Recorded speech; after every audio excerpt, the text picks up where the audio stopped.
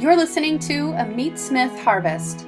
This is the podcast that encourages and equips you to grow your home around the harvest.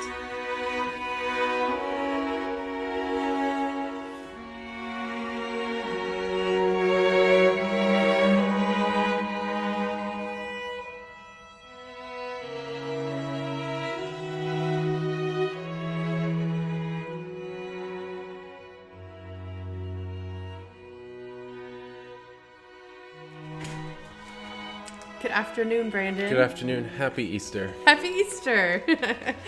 Good afternoon, Meatsmiths. We are so excited to be back with you for another podcast.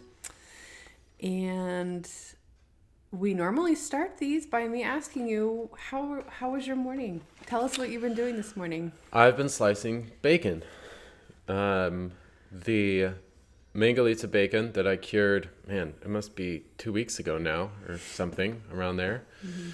And then smoked, has been hanging for roughly that time, around 14 days or more, in my shop in this pristine, perfect, mild spring, slightly cool, nice and humid weather.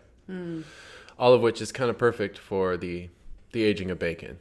But that's like extra perfect. You can still make bacon in 90 degrees and 17% humidity. I've done it with great effect. It's awesome. But, while you're going for perfection, right? Just so as you know, spring in the Pacific Northwest is a good time for hanging meat.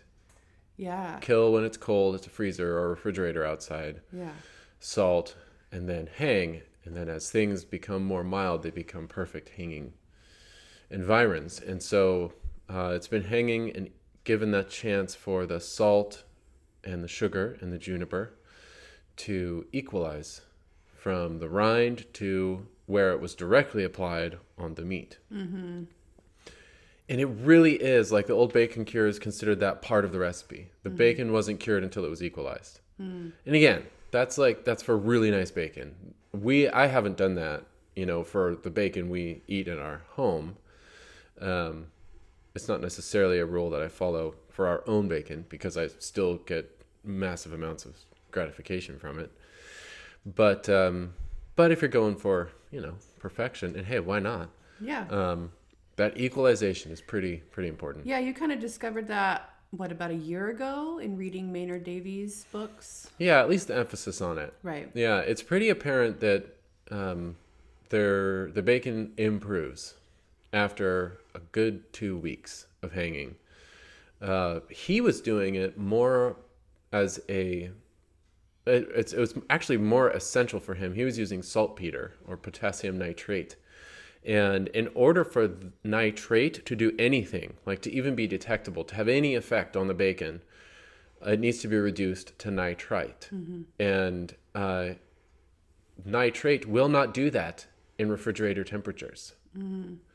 Or with pork that is sterile, too clean. And so because bacteria is one of the catalysts for converting nitrate to nitrite. And that's when he would get his more pinkish color and the subtle tangitude, the subtle tanginess, which is basically the flavor of a low pH, of higher acidity in the meat. And so for him, it was absolutely essential. And the cure's work was not done until pink was, consistent throughout the thickness of the meat. Which wasn't just a color thing. It was an indication that you did a good job. You were patient enough for the cure to penetrate before you tried to sell it, I was going to say, most of the time when we have not abided by the equalization rule, it's just because we've been impatient. Yeah. We and just that want works. to start eating the bacon. It works fine for our household. And, we'll eat like one slab. And by the time we get to the second one, it's equalized because we just hang all of our bacon and store it that way. So I'm slicing today, and it's not using saltpeter. I'm just doing the equalization because it enhances the equilibrium of the flavor of the salt throughout the meat. So you don't have any like zingy, whoa, that's salty. And then you take another bite of the same slice and you taste no salt, which is very common. That happens because fat is a significant barrier to the diffusion of liquid salt throughout the meat. It's really significant. And for salt to actually travel through the sedimentary layers of fat, lean in the belly of a pig, for example, a pork. It takes quite a while. It takes time. And I think for me, the main reason I equalize is texture. I've been trying to say that for the past 5 minutes. Oh, okay. It's texture. That's why Yeah. that's why I like it. The bacon dries just a little more, aided by the 2-day smoke that I put on it. And I'm sure it has to do with the diffusion of salt throughout the meat. And I'm sure that affects texture. I don't know how, but it does. And texturally, it works better. It fries better. It shrinks less. Right. It's less like fleshy raw pork. It's decisively It's just texturally part of the cured. Yeah. Product. And that has more benefits than I can articulate. But Yeah. definitely flavorful ones. Well, I noticed you were able to record some of this morning's work on Instagram.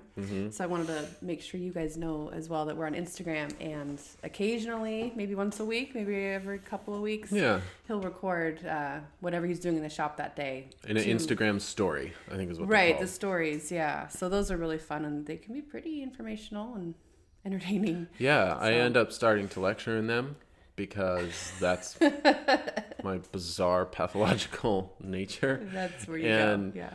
It's difficult to lecture in 30-second stints. It's like writing a couplet or something. Yeah, you got to get to cram a lot in a short time. It's a little bit of a challenge. Yeah. In a good way. Constantly ending on dangling modifiers. It's really annoying. Splitting infinitives right when it ends. Oh, you English majors. Drives me nuts.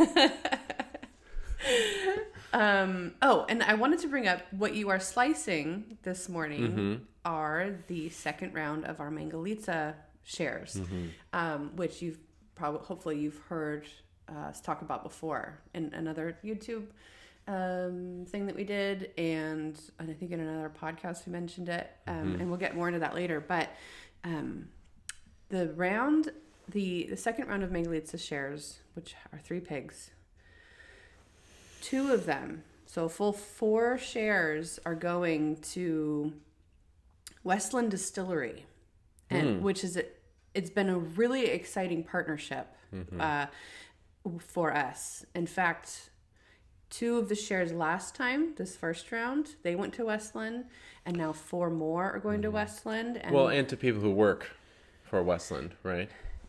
That's right. Yes. So it's both. Right. So these are just company shares. Yeah. There's actually a couple of personal shares too. They're going to Matt Hoffman, who's the founder, and then distiller. He's the head distiller. Okay, yeah. Right. And then one of their employees is also, I think he's the East Coast representative, and he's coming up to Seattle to pick it up. Oh, cool. And so we wanted to just mention this amazing partnership that we've had with them. Not least most or whatever, to introduce you to Westland Distillery. I know that didn't come out right. Perfect. Westland Distillery has really blown our minds lately. It's been kind of a parallel product to and that's exactly what they noticed about those Mangalitza shares too, which is why they bought so many, because they're going to be at various events in the country over this next year, selling their product, their whiskey, their whiskey, pairing it with our pork, and we could talk about why here, but it's a really exciting thing. Their whiskey is superb, and we don't say that lightly. Yeah, not least most because it's really balanced. But they're going to be sampling their whiskey at Cochon 555. Right. So that's a nationwide itinerant traveling event competition where 5 chefs compete with 5 heritage breed pigs, accompanied and paired with 5 wines. And these chefs make meals, dishes from these pigs. And I think they're supposed to kind of showcase the heritage nature of the pigs, and maybe even whole edible utilization, but I don't know, I got my doubts. But anyway, and pairing it with the wine, and then a winner is declared. And then I think once a year they have like this grand Cochon thing where the winners throughout the nation come together to compete. That's right, yeah. Anyway, Westland is going to be there, and they're really promoting their whiskey. Yeah. And the reason that I'm trying to remember how they first found us, but Matt, the head distiller, contacted us, and because he smelled a harmony, and the harmony is very real. It's really, really cool, and it has to do with the husbandry of these pigs. These pigs were raised by Chris Grover of Uneven Ground Farm, these Mangalitzas, and they were raised in an oak forest in Oregon. And the thing about these oak forests in the Pacific Northwest is it's a very particular kind of oak. It's a Gary oak or a white oak or Oregon white oak. You've heard different names of it. Really only native to Pacific Northwest, coastal, west of the mountains type of thing. And it goes down into California a little bit and then up into Washington. And I know it goes north of us, but man, as I drive around, I feel like, at least in our region, it stops somewhere around Olympia. But there's like 2 on Vashon, 2 Gary oak trees on our island here. But these pigs are eating the plenteous acorns of this tree. And the thing about the acorns is that they contribute their oil, which you taste in the meat. The fat is oily, my hands are shiny because of acorn oil in the flesh of the pig. And it also contributes tannins. And so it is an incredibly transparent manifestation of what these pigs were eating. The fact that they were raised in a Gary oak forest. So you will taste it. Similar to if you put spirits, if you put whiskey in a barrel made of Gary oak, you will taste Gary oak. And which Westland has done. Which is a totally new. I don't think anyone has ever aged whiskey in Gary oak barrels. Does not occur. And Matt Hoffman is committed to this. And he's committed to creating a product that is an expression of this place. And it was just a really cool attitude, and it has been inspiring to connect with Matt and be reminded of our own principles and convictions. That is this cool play between innovation and tradition. Right.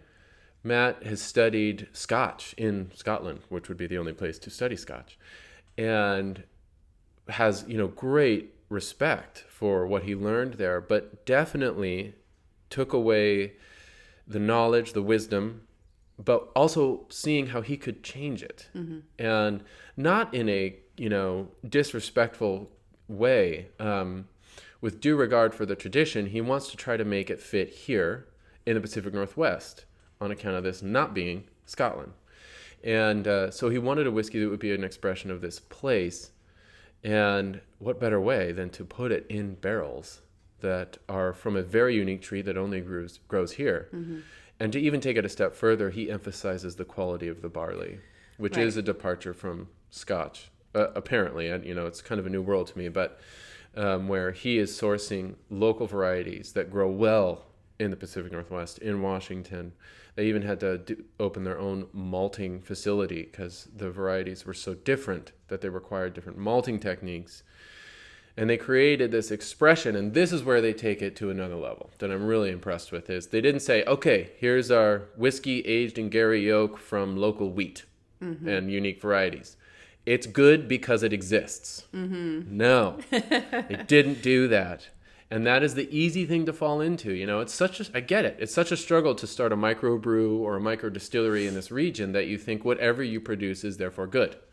It's like, no, your work is not even close to being finished. You're a pioneer in a new region in aging something that isn't aged here commonly. And so you've done all your pioneer work, but then you need to keep working to bring the standard up to something that is truly amazing and excellent. And so they crafted this Garyana. They call it Garyana whiskey.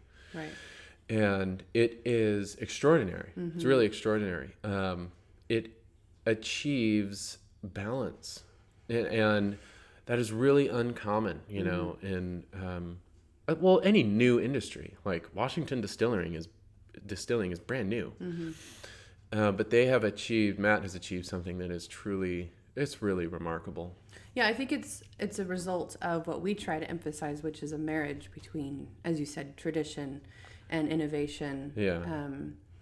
The right kind of innovation. I was talking to him. I had a chance to pull him aside. I was really excited because I didn't get to be with him that much that day because they brought a whole film crew here. It was like there was big cameras and stuff because they're trying to really capture this narrative because it really is something special.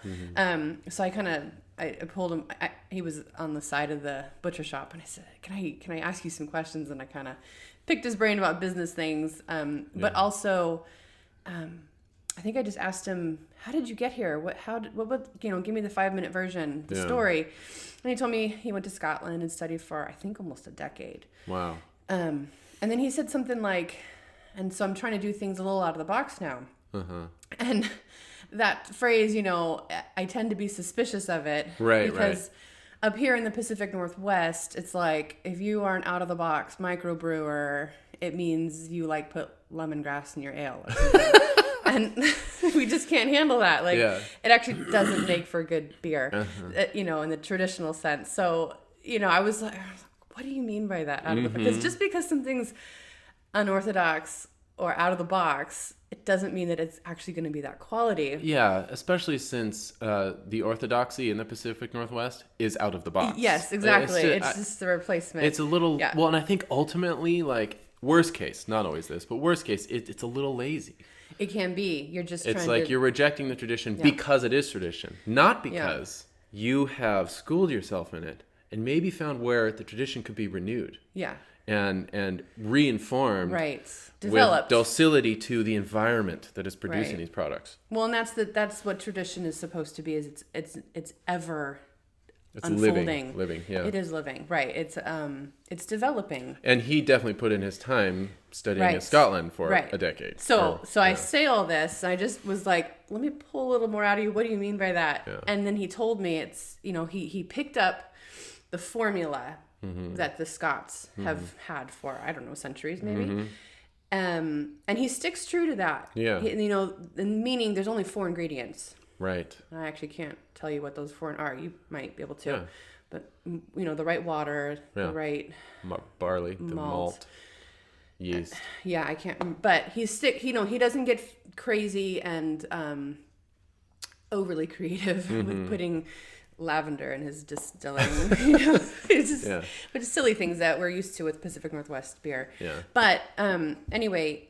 Not all Pacific Northwest beer. beer. I'm sorry, we're really, really snobs. We're snobs to the snobs. But he gets them out. Yeah. Well. He told me that he actually pays attention to the ingredients, and that kind of surprised me that the fundamental ingredients. Right. Yeah. That the old guard, because in Scotland the most important thing is the aging. The barrel. Yeah. And that makes a lot of sense. And for some reason it just hasn't been a priority to make sure that their barley is top notch, because I think a lot of sins can be covered in the aging process. And if they have the barrels and the culture that will support aging for 20 years, 2 decades, who in America has that much time, then they don't really need to focus on that. And so what Matt's trying to do is actually have both the marriage of the traditional formula with the quality ingredients and inputs. Yeah. So. And that's evident. I mean, I'm holding it up to the camera, is the American Oak Westland whiskey, single malt. So clearly a traditional whiskey. And then they also have a peated American Oak and a sherry cask whiskey. Both of which are very traditional Scottish things to do with whiskey. And I think that this one is incredible because it is so balanced, and primarily because in addition to not just, he's not just rejecting tradition again to do something out of the box for its own sake. Right. But he's doing it because of another value, which is being part of a place. Yeah. And so what he wants the whiskey to be is a cultivation of Washington State, of the barley that grows here, of the marine climate that the barrels will be sitting in. Okay. And for those things to be transparent in the whiskey, to be evident, for this to be a product of place. And so he's... Over and above even his expression of self, which is what we find so much in artists in our region, is be gone tradition, I'm just going to express myself. And there's nothing wrong with that, except it doesn't always yield the best superior product. Yeah, and in my cynicism, I will say, well, wait, who said that yourself is like the thing we all want to know about? I don't know.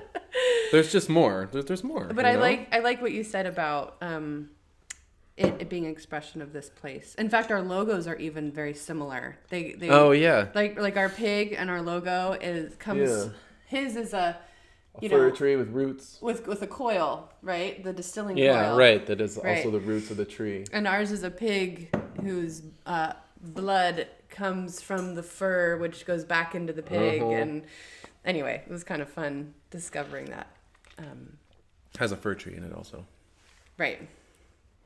Oh, it's so delicious. My gosh. It's so good. I don't have any of the, this is not the right wword, but repulsion. Revulsion?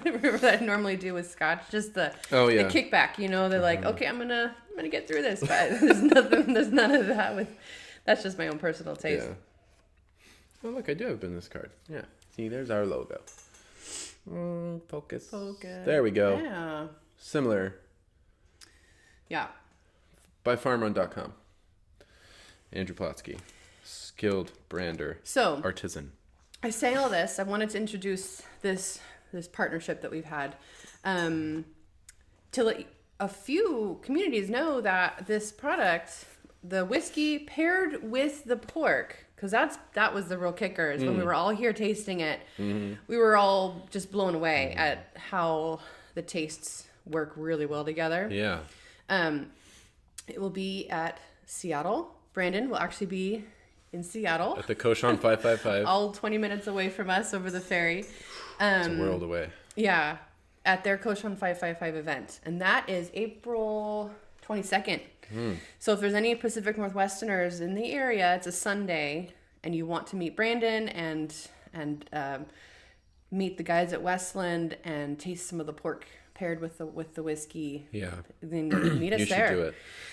And also, I don't know for sure, this particular whiskey that we're drinking right now is like their flagship perfect whiskey that is readily available. The Gariana, this is not the Gariana.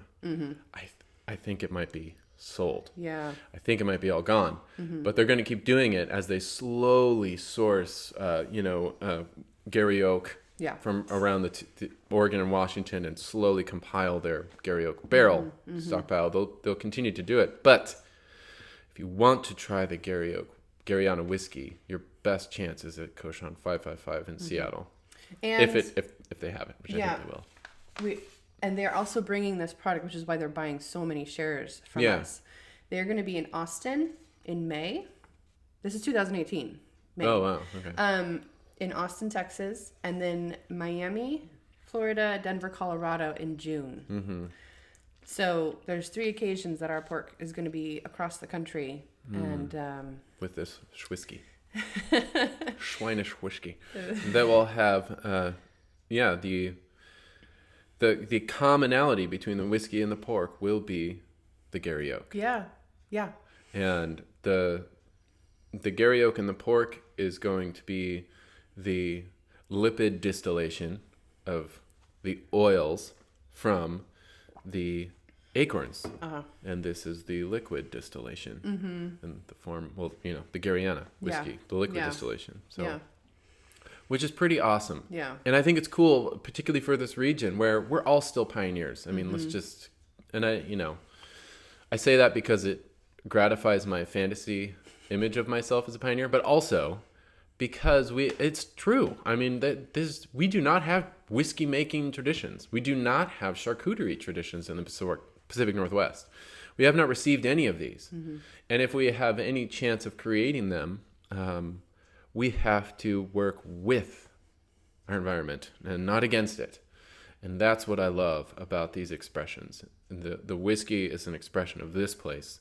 This pork is an expression of this place.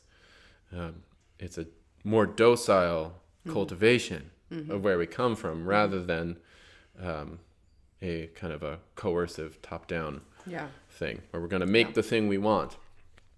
It's really cool. Yeah, I think it's. And also, I should mention too, there is one more share available of these Mangalitzas.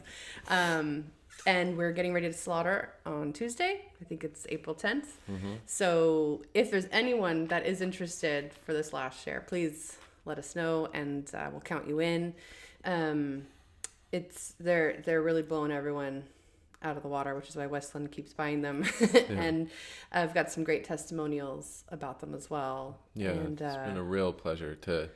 These shares are a big deal for Farmstead Meatsmith, because we have always been committed to 0% trim and 100% yield. And that is extraordinarily challenging with lard pigs, with people who are not accustomed to eating buckets of pork fat on a regular basis. Yeah. And bucket is such a profane term, but lots of pork fat in their diet. Pots. Pots of it. That's how we store it. Yeah, and so it's the fact that these have sold well to just people, like normal people who have this commitment, this conviction to eat well from this place, from the Pacific Northwest, and to not be wasteful in the way they're eating. They have taken on the challenge of changing the way they cook to accommodate this very different ingredient, with this fattier but mild fat pork.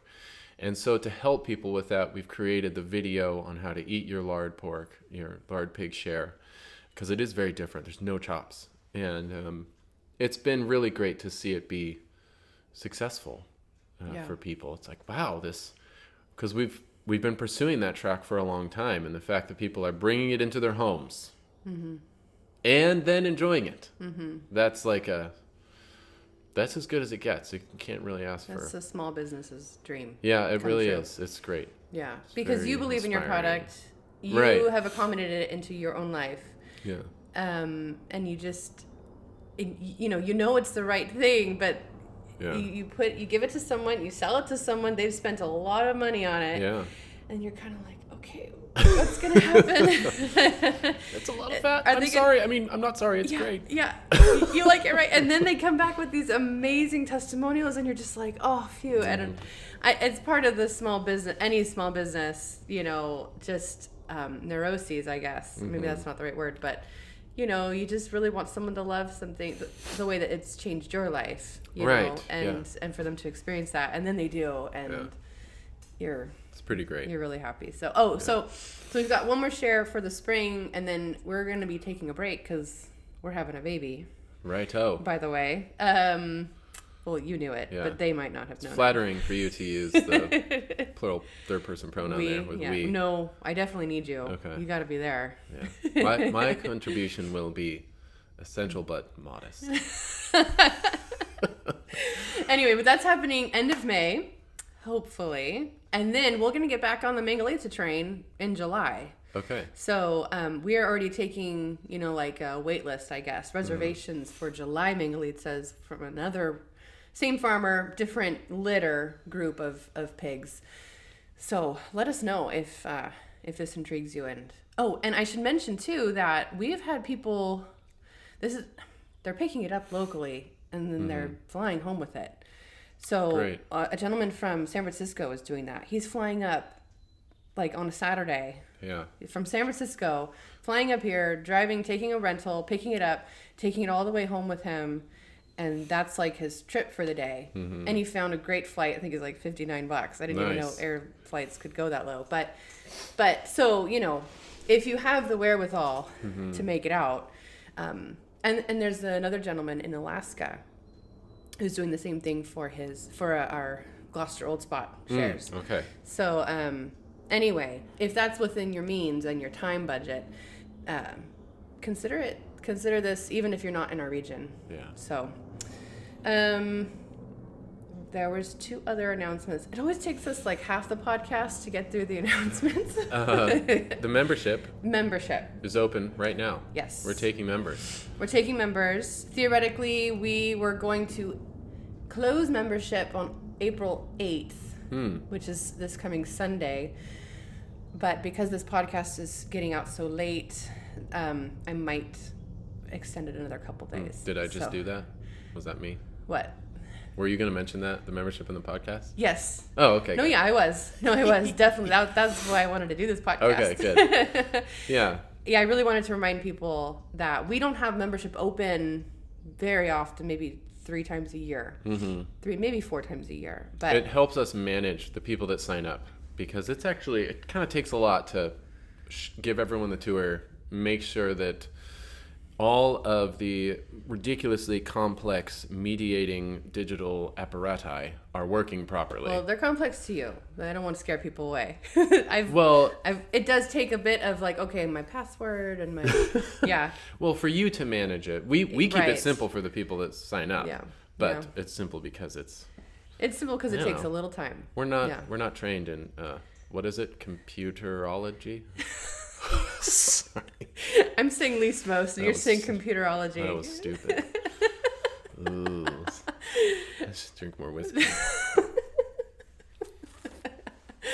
So yeah, membership is open. Mm-hmm. It's a lot of fun. People are, we're actually filming this coming Friday. We're going to start filming more films because we had a stockpile, and we're going to start filming again. We've got a goat slaughter that's going to be in there, and good. That'll be great.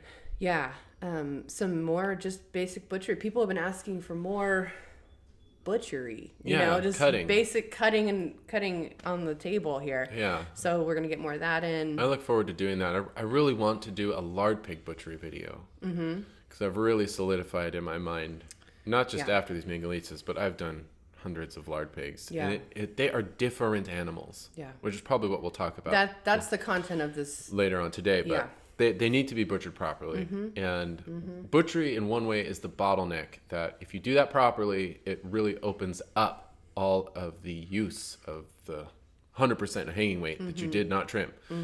That's kind of the key. Right. Butchering properly. Yeah. Because then what you are left with are things that suggest to you the way they should be eaten. Yeah. Yeah. So we'll get into that. The membership will include that too. We're going to be kind of riffing on it in the next hour. But in the membership, we'll explore a lot deeper. And there's forums, there's films, we changed our live format from YouTube to Facebook, which is a much better interface for us and our internet needs. Facebook Live. Facebook Live. So that's what's in. I would sign up now. The next sign up period won't be until late summer, like fall, like early fall maybe. So I would try to sign up as soon as you can, and we're looking forward to having you. It's a really vibrant community. There's over 300 members now, I think. It's great. Yeah, people from all over the country. In fact, I want to go through. I'm pretty sure most 50 states are represented, and many of the English-speaking countries, or even non-English-speaking countries. Yeah. There's people all over the world. And it's cool because the one thing we all have in common that I really think makes the membership unique is the scale and the goal, which is just dinner. Like, it's just dinner. How can we eat this properly? Family scale. Yeah. And all the things inform that. That's why on the forums we talk about raising pigs as well as smoking, bacon. It's right. All of those things, they produce a rationale that makes the harried moment in the kitchen when you're scrambling dinner together, it actually adds clarity to that moment, to those times, to have the whole narrative. Yeah. And that's kind of, I don't even know if that's one thing, but that's the thing that makes it unique. Yeah. It's not just like a butchery techniques. It's not just for professionals at all, although there's plenty there for them. You've used the word term prowess. Yeah. before, and that's really what we're building. Yeah. Is prowess. Right. To look at a food situation and know what you have, working for you, and then what you can make out of that. Yeah, it's definitely for hobbyists, but it's also for people that are looking to expand the bounds of what a hobby is, for it to actually become a part of their home economy, the economy of feeding themselves. Yeah, and that's everyone. It's really for everyone. I even had a lady from London. She messaged me, and she said, "I'm in. You've changed my mind. I think the last newsletter wrote, it convinced her this is not just for people in the homestead, although it is, or people with lots of land, or she lives in a flat or an apartment with a tiny little porch. Yeah, and she signed up this time. So anyway, and she's got things that she can contribute to other people in her situation, like how to age a ham in your apartment. Right. In London. Yeah. That's a great topic. There should be a ham in every apartment in London. We'll get to that. Yeah. Okay, so that's our second to last housekeeping announcement. The very last is a party. We're inviting you to a party. Every Easter for 8 years, I think this is our 8th year doing this. Yeah. We have celebrated the second Sunday of Easter, because traditionally there are 2 of them. Yeah. Because Easter is 8 days. It's an octave, right? Sunday to Sunday. So the second Sunday, we roast either a lamb or a goat on a cross, like Argentinian style. Yeah. Cordero al asador. And it's beautiful. It's delicious. It's a lot of fun. And we do it every year. And so we wanted to invite you this year, if you're around Seattle and you celebrate Easter, come on by. Or if you just want to eat goat. Yeah, come. It's at St. John Vianney Parish on Vashon Island. And we have field games. We throw stones. Yeah. It's pretty cool. We do stone put. And like it's Highland, great for kids. Yeah. It's a huge grass field.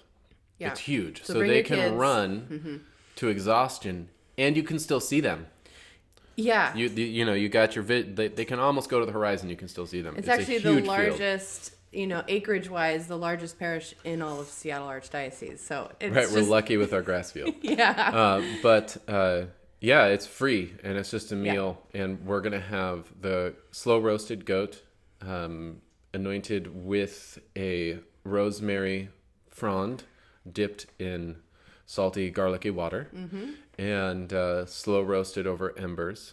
And I'm going to start very early in the morning, and you're kind of welcome anytime. And then we're going to do flatbread. Lauren, she takes a little bit of her starter that makes our family loaf, the gigantic loaf that we eat every week, and we make a whole bunch of flatbread with it, and we roast them on an extraordinarily hot plate.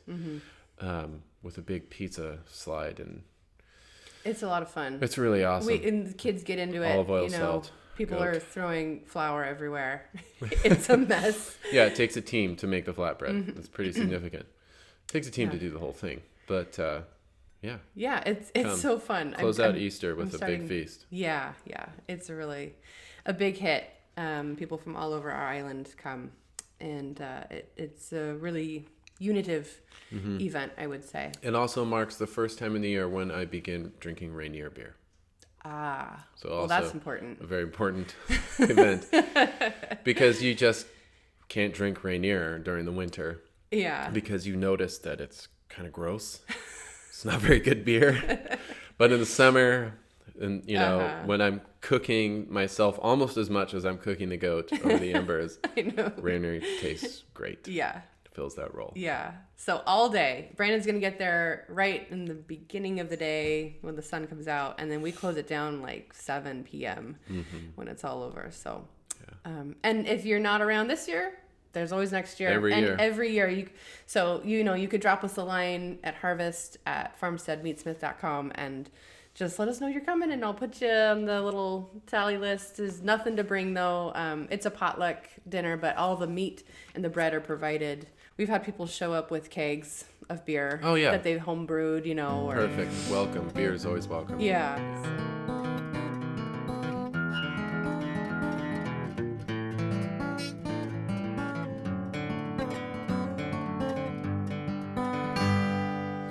But as for the content, because none of that was content. Right. That was just frou-frou fun announcement things.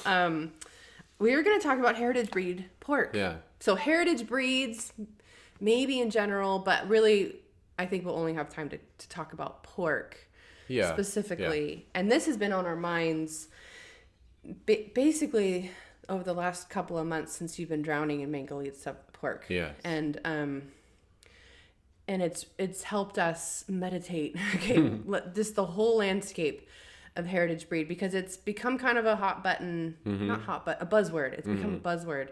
Heritage breed, and there's this circular relationship that's being formed between small farmers, butchers, and consumers, trying to all wrap their minds around. Okay, we believe in heritage breeds.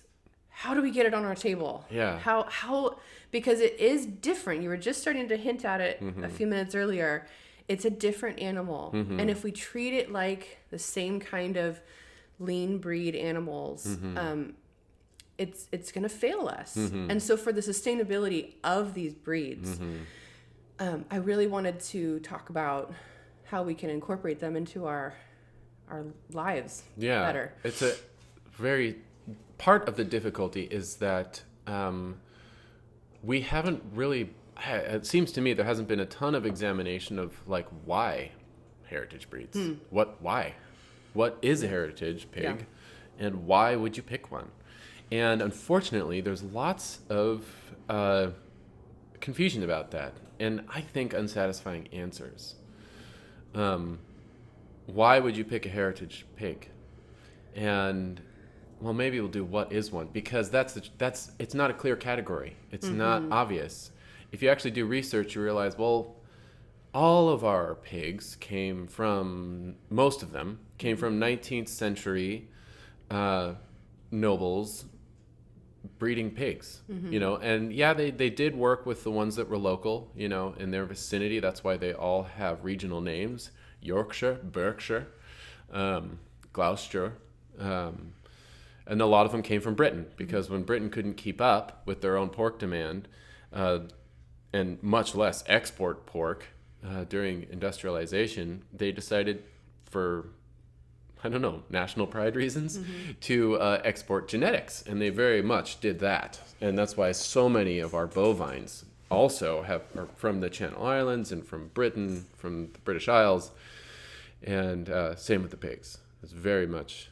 they all come from there, and it's tricky. The line between a heritage pig and like, what's the opposite of a heritage pig? Is it modern? Or what's a modern breed? Well, Yorkshire. Well, wait a minute. Yorkshire's a place, and that was created in the 19th century. And so I can find heritage breed pigs that have quote unquote modern breed characteristics, and modern breeds that are that are actually heritage breeds. So if we're not careful, the line's a little fuzzy. It's like organic. You can't really use that word all the time without... It just means different things. Yeah, and that's what I'm trying to get to, is that heritage has more cachet as a commodity signifier of value than actual real meaning for people. And that's a tricky thing. So I don't know. I feel like it's kind of a misleading term.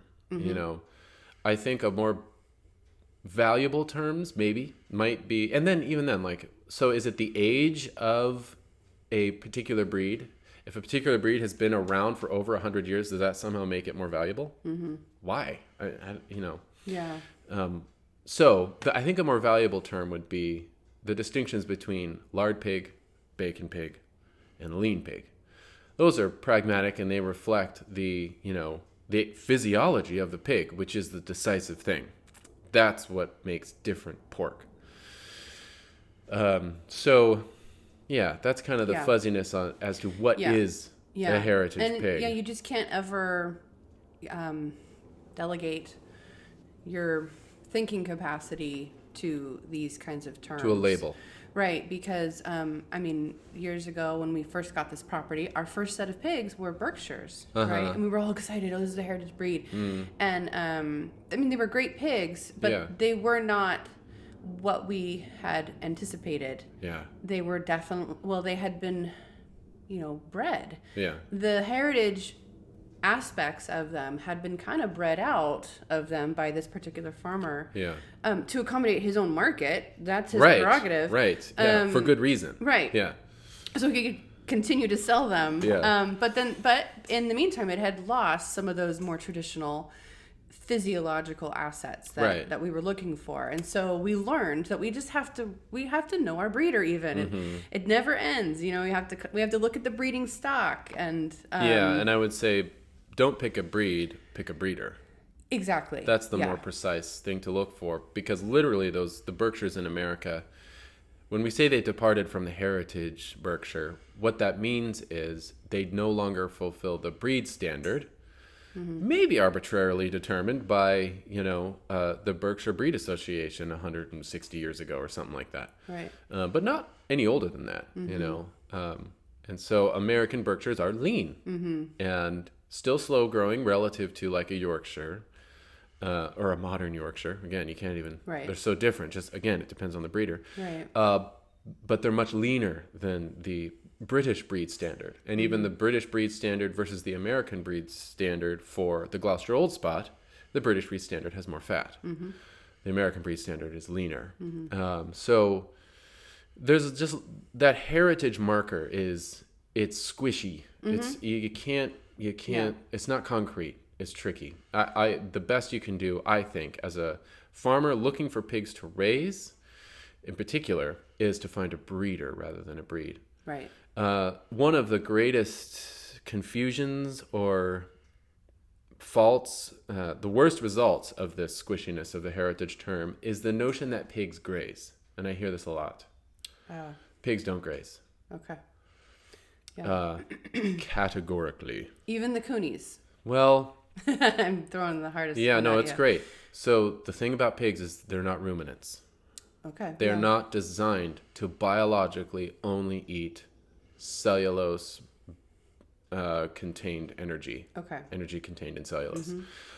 Sheep, cows, even camels, goats they can, and it's because they have many square feet of internal guts that they can use to break down cellulose. Right. They have fermentation going on in their stomach to break it down. They host microbes to do that. Pigs don't have that. They have tiny little muscular stomachs like us because they're omnivores. So singular stomach. One stomach, yeah. Per pig.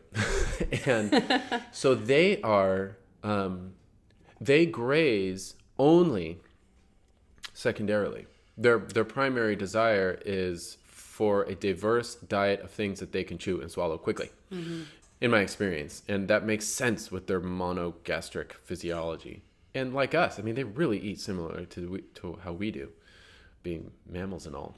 And so if you're going to get a pig to graze, it is going to be a feat not just of husbandry. Like, pigs don't graze. They don't. Yeah. They root. And unfortunately, a lot of heritage breeds will say, well, I have Gloucester Old Spots, and I like to sell the weaners because I like grazing pigs. And it's like, then why do you have, craters all over your property? That's not grazing, that's rooting. Yeah. And that's what they're going to do. Now, they actually kind of destroy pasture. They destroy it, exactly. And that's why I don't even like the term pasture pork. I think it's misleading. I understand what they're trying to get at, which is like pigs that live outside and are able to consume things that are growing around them. Yeah. And that's admirable. That's kind of what it means. But, it's pasture gives the impression that they are nibbling grass, and only ruminants do that. I've seen this be deceptive, like pragmatically. I've harvested pigs for people who thought that it was good to only have grass-fed pigs. And if you try to grass feed, I've seen this twice, it's horrible. If you want to raise your pork grass-fed without just a monumental management effort, which we'll talk about in a second, It might be possible, maybe with extraordinary pasture management, legume, and grass production. Maybe. But short of that, I've harvested pigs that were quote unquote grass fed, and they were totally starving. They were emaciated. And, and I understand because they get they hear as consumers the idea that grass fed meat is good. Right. It's like grass fed ruminant meat is good. Pigs are not grass eaters, except for they like to season their food with grass. It's not their entree. Whereas ruminants are, particularly bovines, they are grass specialists. That's it. Given the choice, they will only eat grass. That's what they want. Maybe they'll chew on some twigs and some brush and some understory, but what they really want is grass. And if properly managed, they will improve the grassland. Yeah. It's a whole other conversation, but... Right, exactly. Yeah. And that's the cool thing about pigs. Yeah. Trying to work that out. But, I've slaughtered pigs that were quote-unquote grass-fed. They were only fed hay. Right. And it's like, whoa, how old are these? They're 18 months old, and they don't even come up to my knee. Yeah. It's like, well... They were hungry. Pigs grow faster than this. And it's because, it's a result of being estranged from agrarian we're all learning world. This for the we're all first time. figuring it out to grass feed your pigs. But and then Lauren mentions the one pig that will graze, which is the Kuni.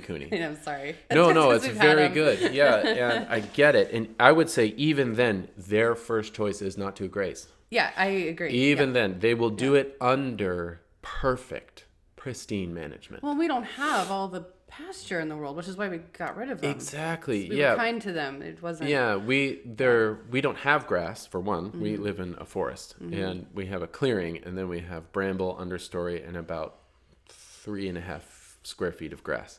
And Kunis will graze, and the reason they will graze is one, they are lard pigs, so their metabolism is different. Lard pigs don't need huge, massive daily intakes of protein. Their metabolism is different. They can survive and indeed thrive on a much lower protein ration. In fact, they must. If it is too high protein, they become morbidly obese. They grow so slow, and that the trade-off is they grow slowly. So it's a little bit every day of protein. And so lard pigs are more able to graze if a pig could graze. It's the lard pigs. And amongst the lard pigs, the only one that even comes close is the Kuni. And the reason is for the shape of their head. They have not only like a pug face, like a pug dog, they have a smushed nose, but it's upturned. They look like Ewoks or something. Yeah. And so they don't have a rooter.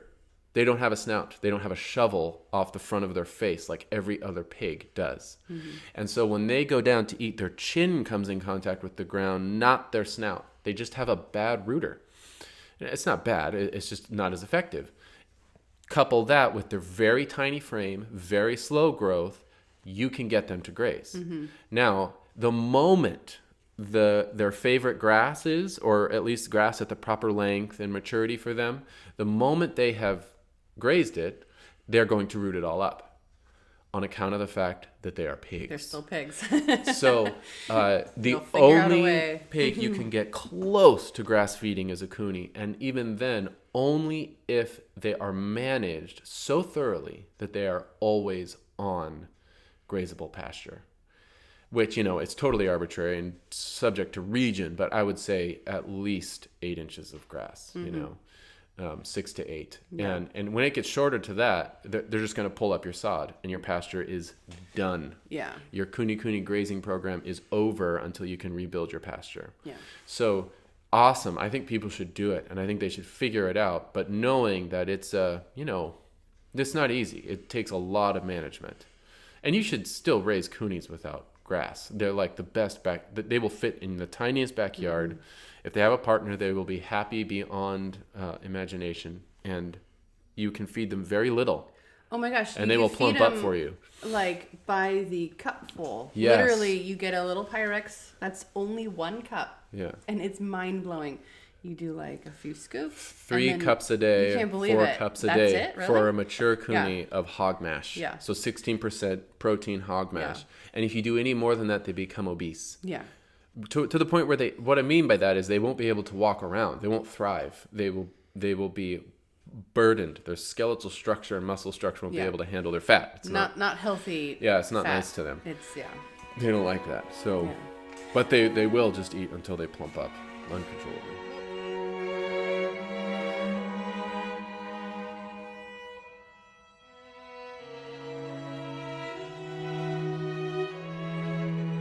Well, take us through maybe the narrative of a heritage breed. I guess maybe from our perspective, because now there's whole organizations, there's celebrity chefs that are behind the heritage breed. Cochon 555. Right. That's about promoting heritage breeds. Right. Yeah. And then there's and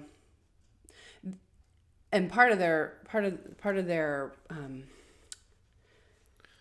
shtick or the proceeds. There's proceeds even are going to nonprofit organizations trying to get people to raise heritage breeds. Oh, right. Right. Yes, they even started their own recently. Yeah. And for seemingly free, and we've talked about that word before, but right. And one thing I should mention too that we talk about a lot is that the easiest thing in the world is to get your animals. Like if you're just starting out, people want to push their animals on you. If you want to start a farm. If you want to start a farm or a small homestead or something. And so it actually takes more discipline to say, no, I don't have my fencing. I don't have my water situation. I don't have a barn or whatever your shelter situation is. And so we like to, and we're just saying this from experience because we make every mistake in the book, is get those things set first. And then you can really focus on the exact kind of animal that you want. So having said that, people can't wait to give you deals on livestock that are too good to refuse. Yeah. They can't wait. And because you're doing them a favor. The fact that they can't wait, should raise a question like, why do you want to give me all of your quote unquote heritage breed Berkshire breeding stock now for $3? Yeah. And I mentioned that happens. That has happened. I know someone to whom that has happened. Several people. So it's very common, especially with breeding stock. It's tempting too, and we've fallen prey to this kind of temptation before. Before you're ready. The thing is to give it to you before you're ready. Exactly. Like, wow, I didn't know I was going to be a heritage breed pig farmer. Yeah. Now I am, just because they're all free. It's like, oh, please don't. Yeah. Don't go there. So, so having said that, now there's organizations that want to do it even more to you because it has this heritage breed branding behind it, right? And I think they're like semen banks maybe, and they've got the genetics, and all you need to do is say yes, and they send it to you. And I think you can even pick up free animals. Yeah. Free heritage breed pigs. Right.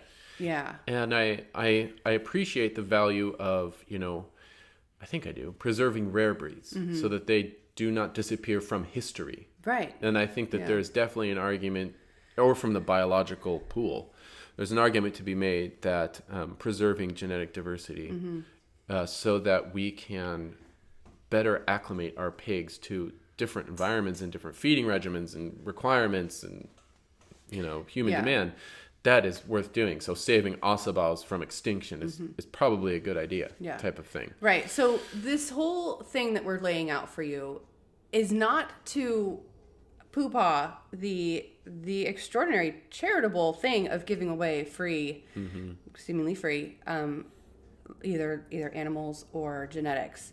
The hard thing is that it's under the understanding that is the only hardship involved in the heritage breed narrative, which it's only the first part. Dare I say the easiest. Right. Yeah. Of maybe a 5-part lifespan of the pig. And I was just kind of jotting down my thoughts. There's the breeding, so the genetics and the breeding. Then there's the husbandry. Then there's the processing. Okay. Yes, the harvesting. That's like the middle. That's like the third. That's the bottleneck. Okay. It's a huge bottleneck, right? So we'll get to that. Then there's the selling of them. Okay, which everyone wants to say it's extremely easy because there's New York Times articles written on heritage breeds and there's, it's the fancy thing, but we'll get to why it's actually really hard to sell them. And then there's the eating of it, the eating of the heritage breed pork. And that's flesh. where the rubber meets the road. Yeah, and so at every stage there's hardships, and we're not told those hardships until, oh my gosh, I just bought half of a Mangalitza. What do I do with this? Or I, as a farmer, oh my gosh, I just bought this breeding stock, and now I'm awash in 30, Gloucester Old Spots. How do I sell them? Or you do sell them, you get them USDA slaughtered, sell aside to a restaurant, and they say, hey, this is great. We have 75 pounds of fat we don't want. Right. Can you not bring the fat next time? Yeah. It's like, wait, what? Yeah. No. That doesn't work. Yeah. That is really tricky. So let's go through that whole little narrative and just talk about, and I don't want to be doomsday about it, but I just want to be realistic, and hopefully this can offer like some practical steps to remedying the situation. Because we are pro-heritage breed. Yeah. As insufficient as that term is. Absolutely. Let's mention that right. We are heritage breed promoters. And because I raise Gloucester Old Spots. Yeah. Maybe I should mention why we raise what we raise. Sure, yeah. And again, this is, we're also thinking about a lot of this in the context of commercializing it. If you can, generating income, that's what makes this complex, really. If you're just going to raise a couple pigs in your backyard, your flexibility is infinitely more flexible. You're just much more flexible. So you can, raise coonies, the calmest, most docile backyard pigs. When you slaughter them is so flexible because they're not ever going to become 1,200-pound giants. Ever. They will never get that big. So you can raise them for 8 months or 5 years and still harvest them on your own and be fine. So I value them a lot for their flexibility and for their low input and for their beautiful fat production. The quality is extraordinary. If they're fed well, again, properly, I should say. It's not a problem to feed them well because they put on so much fat.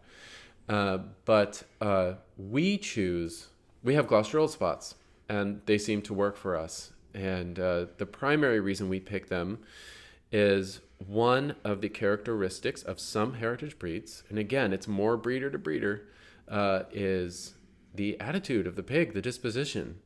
Gloucester Old Spots, every single one I have encountered in this region, which all come from a guy in Oregon, more or less, maybe a couple generations back, but I think they pretty much all come from him. They are docile. They're sweethearts. They're like dogs. If you've seen any of our Instagram videos, it's just our kids are always in there with the pigs. I know. I can contain them with the most flimsy and passive fencing, and they'd never even test it. They never get out.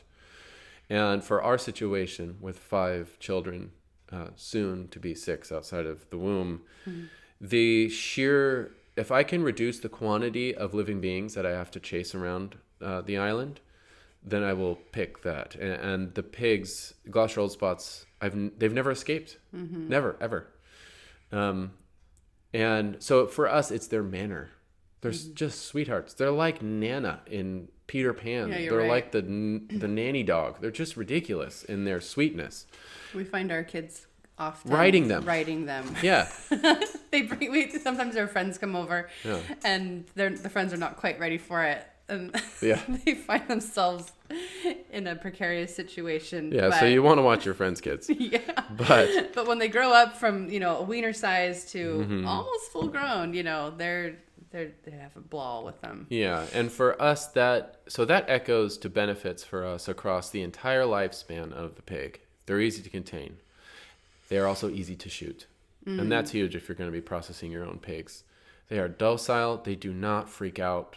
Well, I would say most pigs don't, but some are more prone to it. But they don't become wary of other pigs dying right next to them at all. So when I slaughter Gloucester Old Spots, they're the one pig, maybe and other lard pigs are this way, though I would not qualify Old Spots as lard pigs. But I don't have to worry about order, hegemony, hierarchy in when I shoot them. So I can shoot, and this might be a discussion for another time, but when it comes to shooting a pig, it's nice to shoot the least dominant pig first in a group of pigs, because if that pig is left alone, they will be almost impossible to shoot. They will be keeping their distance from you. They will be antsy and anxious not because they fear death or even the sight of other dead pigs, but they fear solitude. They do not want to be alone. And so when I pull up to slaughter a group of Tamworths, which are a heritage breed, but they are also lean, and they are acrobatic and sketchy little buggers. They're super alert and anxious and like they want to know what's going on all the time. And so they're difficult to shoot. So I have to be really careful to leave the dominant pig last when I'm shooting them. Because the dominant pig is fine on its own. Yeah. Or the most competent pig, the pig at the top of the hierarchy. I don't ever have to think about that with old spots. Yeah. The harvesting is easy all the way through. And I would classify, one more reason we pick them is because they're right in the middle between the lean pig and the lard pig. They are not as fat as lard pigs, not as lean pigs. Yeah. So they're like, I call them a bacon pig, which has some historical precedent. But they're nice and fatty, but not too fat. Sorry, I'm laughing. I got to tell you something. Yeah. As you're talking. So Brandon does get really analytical about when he walks into a fenced area with, like, we'll say more than 3 pigs or even 2 pigs. You become the pig whisperer and you become the pig analytical. Like you analyze their psychology. And so I was imagining you with your little clipboard and your glasses on with a pig on a couch. Yeah. So tell me how that makes you feel. Well, and as for strategy, right? Yeah. I get it. Yeah. But that's how you do it. The fact is, pigs do have a psychology. Yeah. I'm so dead serious. And it wouldn't, that fact, that's crazy. Yeah. You're right. That's right. a bloody miracle. Yeah, well, they're like dogs in that way. It's incredible. Yeah. And it's so real that I actually have to take it into account if I'm going to have a smooth slaughter experience. Exactly. Yeah. And so that's how real it is. I'm definitely guilty of overanalyzing it, but it is definitely real. Well, you have to deal with the consequences if you guess wrong. Exactly. So, yes. Yeah. And here's the thing. Okay, this is so tangential, but it's so interesting. Yeah.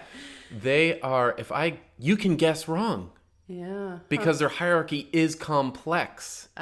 Here we are. We think that hierarchies are based on the biggest, meanest, buffest pig. Yeah. That would be the top pig, right? The one that's always knocking you with its head and kicking other pigs out of the food bowl and vocalizing. He's the big meanie. Yeah. No, that is not the lead pig.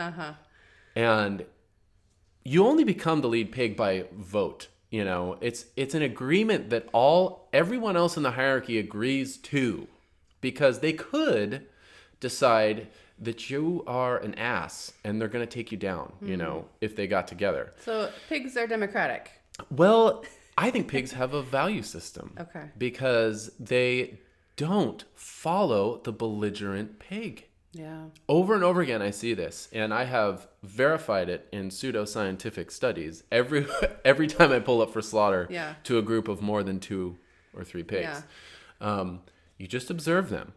The biggest pig is not always the boss. Yeah. So their hierarchy is not based on power, because that is by far the most powerful pig. That alone, that's crazy. Wait, it's not based on power? Then what is it based on? Come on. So if you observe them, you'll notice that, and the best way to determine the hierarchy of pig order, who's where on the hierarchy, is to feed them with several bowls. But a few bowls less than there are pigs. Right.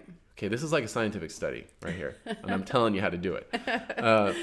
And you give each bull feed, but less bowls than there are pigs. And all the pigs will come, and you will see the big brazen pig bullying his way to rights for a bowl. But the reason he has to bully is because he's compensating for his own incompetence. He's not the boss. To assert himself, right? The pig you don't notice is actually the boss, because they haven't had to fight for their feed at all. Right. They get exclusive rights to the bowl. No one even challenges them. No one even comes close. And maybe there's not a fight because they will let other pigs share in their own bowl, but they get the central position in the bowl. Yeah. And that's because it is granted them. So Yeah. and sometimes that is the smallest pig. I've had this happen so many times. I'll pull up and there'll be one pig that was sickly at the beginning. maybe they got a little injury as a young pig. And so they are not only smaller, but like behind all of the other pigs, significantly smaller. And I can't tell you how many times that pig is actually the boss. Yeah. Because it is, I don't know, the best pig. It's the most competent pig. Where is this? How is there a value system that's not just based on brute strength amongst animals? And it's in that pig. Leaves the other it's pigs amazing. alone. Maybe it's the nicest pig. Yeah. It shares. Yeah. And it doesn't have to assert itself. This is very admirable. Yeah. These pigs. Yeah. We could learn something from them. Yeah. Don't follow belligerent people. I don't know. Anyway, and to finish that narrative, so we don't leave people hanging. Yeah, what are we talking why about? all that's important? Well, just Yes. the fact that when you shoot the last right. pig, it's confident in itself. It's not going to freak out on you. Whereas if you have the big, bold, brazen guy at the end of the line, he's not going to let you shoot him, and it makes your job a lot harder. Because he is dependent upon the company of the other pigs. Yeah. And he feels quite literally, as if I know how he feels, but he feels out of place. He doesn't know where he is if other pigs aren't around. Right. Which is like humans. We don't know where we are unless the people around us are trustworthy. Yeah. Or present. Yeah. So all that to say, I don't have to worry about any of that when I slaughter Gloucester Old Spots or lard pigs of any kind. Pretty much, I don't even have to think about that. Yeah. But when I pull up to Yorkshire's, Tamworths, especially Durocs, holy smokes! In my experience in this region, really got to focus, because if I leave the wrong pig by itself, their head is never going to stop moving. They're going to be in constant motion, constantly eyeing me out of the side of their head, and I won't even be able to get in front of them. I might have to do a side head shot, which I don't like. So all of that to say, that's one of the major benefits of most of the heritage breeds. Again, loosely defined. And I think part of that is that they have been around. They never were run through the mill of heavy industrial production, which means docility was an important trait to breed into them, because they were, their context was families, was domestic. Uh-oh, someone's here. Someone's here at the shop. Oh. Oh, hi. Oh, it's this dad. Oh, okay. We have two dads amongst us. I'll pause it here for a second. So what were we talking about? Gloucester Old Spots. Yeah. Okay. So Heritage breeds. You're a farmer, and I tell you, you have to get some heritage breed pigs. Okay. Like, I don't know what they are. Tamworths, we'll say. Or red wattles, or Ossabaw. They're the thing. They're the next big thing. Like, everyone's gonna want to buy them for $18 a pound, and you got to do it. And you're like, well, I have a little bit of cash or whatever, and now you have breeding stock, and you have 12 pigs. And you have to sell them. How do you do it? I don't know. I'm really nervous. And even it strikes fear in us, because we've seen it happen. I think. I guess let's talk about, okay, how should we manage heritage breed? And I guess I'm lumping them all into one category, which I shouldn't be doing. I'll make distinctions. Like how would the breeding or the husbandry differ for these kinds of pigs? That's a good question. I think if we think of heritage breed pigs not as like heritage versus conventional, I guess, but more as either lean pigs, bacon pigs, or lard pigs. Okay. So in the lard pig category, it's relatively small, and I would say that's mulefoot. From the pictures that I've seen, not from any harvesting I've done, but the pictures, I would say Ossabaw are in that category. Large blacks are supposed to be in that category. Cooney, indubitably. American guinea hog, and Mangalitza. Those are all lard pigs. Am I forgetting one? I don't know. That sounds right. And I would say that the way you can discern a lard pig is you could note that breed list I just gave.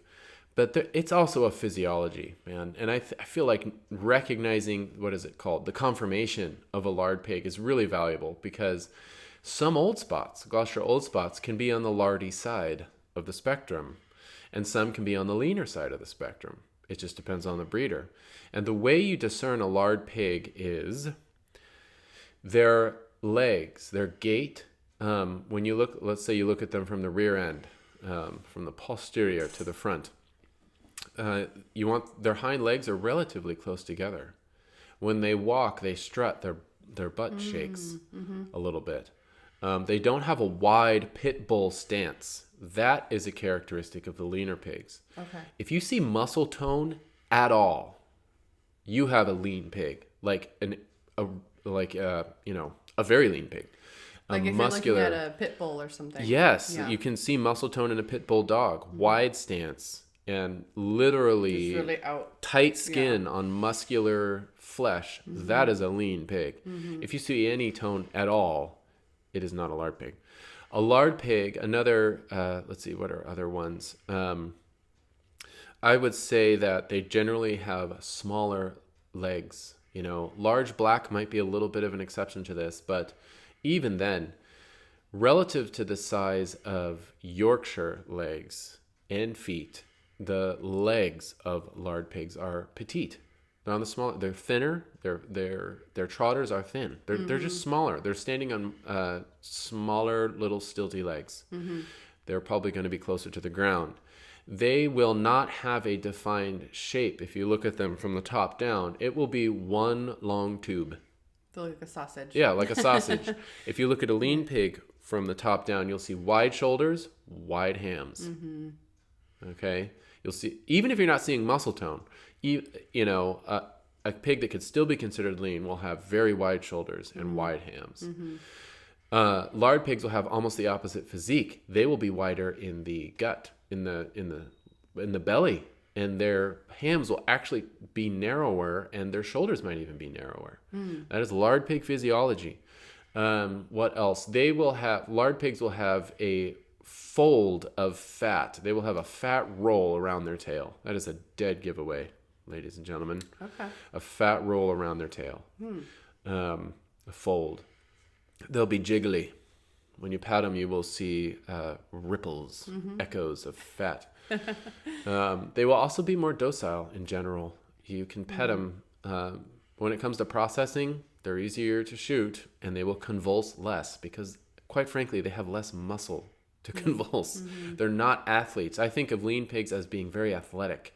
They run, they jump, they're powerful. And they're kind of anxious too, sometimes. It usually correlates with a higher degree of awareness. I just feel like they're aware of more things and more prone to be fidgety about them. Neurotic sometimes. Anxious about them. Whereas lard pigs are just super docile. They're just not as athletic. What other characteristics? Lard pigs will be shorter coupled. They won't be necessarily as long as lean pigs, but that can be, the exception to that would be large blacks. They're pretty long. There was one. Oh, they have an arched back. Okay, so if you look at a leaner pig, it will have almost a flat back. If, the top line, I don't know what you call that line, but people that breed animals have a word for it. The ridge, yeah. The ridge beam, the spine line. It on a really lean pig, you might even see it'll go up at the shoulder and go up at the ham. But a lard pig is the opposite. When its head is down rooting, you have almost a homogeneous, perfect elliptical arch that goes from the forehead all the way up to the shoulders, to the middle of the back, down to the tail. Okay. It's like a perfect arch. That's right, yeah. Lean pigs will have a shelf. It'll go up to the shoulder and then straight out. Like a mesa, like a table. Yeah. So that's some of the physiological characteristics that can even defy breed sometimes. Yeah. Tamworths will always be on the leaner side, at least in the Pacific Northwest, where I get them. Okay. Yeah, if you look at some of the pictures from 18th, 19th century British books, let's say, you can see that really distinguished arch that you're talking about. Yeah, they also bred them to be shaped like squares or cubes, filling the whole cube. Short legs, bellies almost dragging on the ground. Very different physiology. Yeah. drops at the pelvis, which is not a desirable characteristic for reproduction. But anyway, that's physiological differences, I would say, that you can just see with your naked eye, as opposed to your clothed eye. Yeah. And then, so husbandry, how would you raise them? So I would say that, oh man, okay, so for backyard domestic use, again, infinitely flexible. If you're going to try to market them, you'll only get so far on the heritage breed label. You will get almost nowhere on the Lard Pig label. In fact, only if all of the lard, the fat, the excess fat is removed during the processing will you sell your pork. Again, I should say, you'll sell it once as Lard Pig, traditional heritage breed, and then you might not see those customers again because if all the fat is intact. It will only be marketable if the processor, which he is likely to do anyway, and for good reason, he'll trim 70% of hanging weight, which is a horrible waste. Yeah. But the fact is, no one wants 4 inches of back fat on their chops. Yeah. And that makes sense because 4 inches of back fat doesn't make sense on a chop. So it's not just enough to not trim. You must turn all of that fat into something not just edible, but desirable and convenient. So very challenging. What am I saying? So if you're going to raise lard pigs, you have to add as much value to them as possible. Yeah. And I would say that's not very difficult to do if your circumstances are correct, or are accommodating. Like the thing about lard pigs, the point of them is the lard. That's the point. It is the fat. I should say lard is the rendered form. Fat in general is the more general term, but the point is the fat. And the reason it is the point is because fat is a very transparent deliverer of the flavor of what they were eating. So I would say, maybe I would venture to say this axiomatically, is that only raise lard pigs to sell if you can feed them a very special thing. If you can finish them on something that will add a unique and wonderful flavor to their fat. And in the case of the Mangalitzas we've been dealing with, that was hazelnuts and acorns. If it's just hog mash, that's not quite enough to market them as, a desirable lard pig, because hog mash doesn't have juicy, delicious, flavorful oils in it. Usually, some are pretty good, but they will have soy usually as a base for protein to provide that 16% protein, and then they dilute it with some corn. The thing about soy is that oil doesn't taste so good. It's not a flavorful oil. All of the soy, the vast majority of it, maybe all of it, in livestock rations is cooked. It's radiated somehow. It's been cooked. The oil is prone to rancidity. And soy oil just on its own is of a more bitter flavor profile, whereas acorns bring with, oil from other sources, particularly acorns or tree sources. They bring tannins, which preserves the fat from rancidity. Even like peanuts and corn are good finishers for lard pigs. You have to watch them because they will balloon. They could become morbidly obese very quickly. But if you finish them on that, corn will make their fat sweet. It has a sweet oil, and that's pleasant. You want to source organic or locally produced non-GMO corn as best you can. And peanuts, they will taste like peanut oil. They will have that wonderful savory flavor.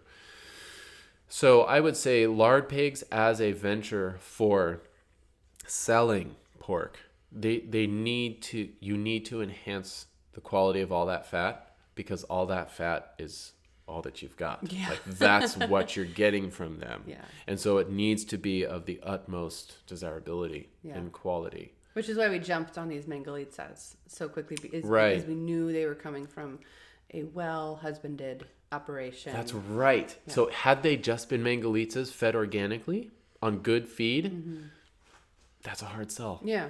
That's a hard sell. Yeah. And, the point is all the fat. And if you can flavor that fat with something like acorns, with something natural, that's really extraordinary and awesome. So from the husbandry standpoint, have we talked about that yet? I would say get them, the lard pigs need to be raised with a particular finishing that makes them more commercially desirable, frankly. And it's not that as subjective as you might think. It's not just, well, Brandon tastes, acorn in the fat. No, it's actually amazing. Yeah. It's actually quite evident, I would say. I mean, it tastes like almonds. And even if people aren't detecting like, the particular flavor of the finishing ingredient, I taste corn, in a blind tasting test. Oh, I taste hazelnut. The fat is more mild, and it is consummately edible. Yeah. Consummately consumable. Because it is mild. It's not overly rich. It's really amazing. And so if you can incorporate that into your lard pig production, then do it. The other most pertinent thing about lard pig husbandry is that they take forever to get to slaughter weight. Right. And that assumes you're going to adhere to that slaughter weight notion. You don't have to. If you can find a market to it, you could slaughter a much earlier, much smaller. Maybe you have a spit roasting market or, instead of selling, large shares of a normal sized pig, you sell many smaller shares to a single person, and they think that the tiny chops are cute or something. But the main thing is that it takes at least a year to get a lard pig to the size. Mule foots tend to grow. I've seen large mule foots in short time, but American guinea hogs, it's necessity to raise them out over a year, I would say, if you're going for commercial viability. These Mangalitzas were 18 months. Definitely Mangalitzas. Yeah. And definitely Coonies. And that is a challenge. You have to account for that. That means you're going to have these pig for a lot longer. Now, the magic of the lard pigs is that you might not have to feed them more per pig by quantity. If you're going to judge, I feed a ton of dry, organic, locally sourced feed to a normal lean pig before I can slaughter it at 8 months, which is kind of the standard you go by. Yeah, it's a little high. A ton of pig. We've managed to keep it down a little bit. Yeah, that's assuming you're feeding it to them dry and they're spilling a lot. That's like worst case scenario. Yeah. But if you're going to, you might be able to feed about the same quantity to a lard pig. It will just take much longer before the pig reaches slaughter weight, and that is the magic of the efficiency of a lard pig. You could view that as something that messes up your bottom line as an inefficiency, or you could regard it as an efficiency, which I think is what it really is. They have an efficient metabolism. They eat a little bit every day. Yeah. They are a smaller requirement for protein every day. And if you can translate that is a feature of lard pigs that I have never seen anyone exploit in a commercially beneficial way ever.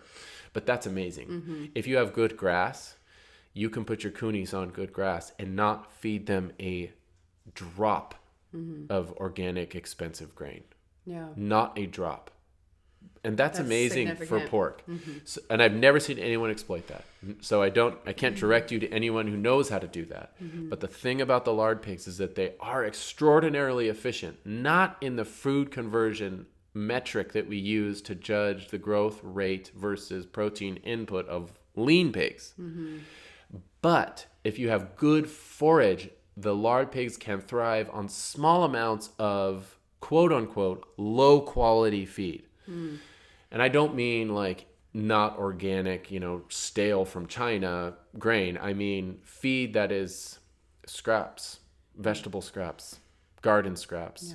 And forage. Grocery store scraps, which we've done before. Yeah, the lard pig's ability to thrive, not just endure, but thrive on really low protein rations is extraordinary, and lean pigs can't even come close to that ability. Which is why they're also so good for the family scale too. Yeah, so if you're not marketing it, right. I mean, just get a couple, and if you have a cooking home garden and you're producing trimmings and stalks, and you have a good, like I slaughtered a couple of coonies with a nice couple on Bainbridge Island, and been to a class before also. They had 2 coonies and they had lawn.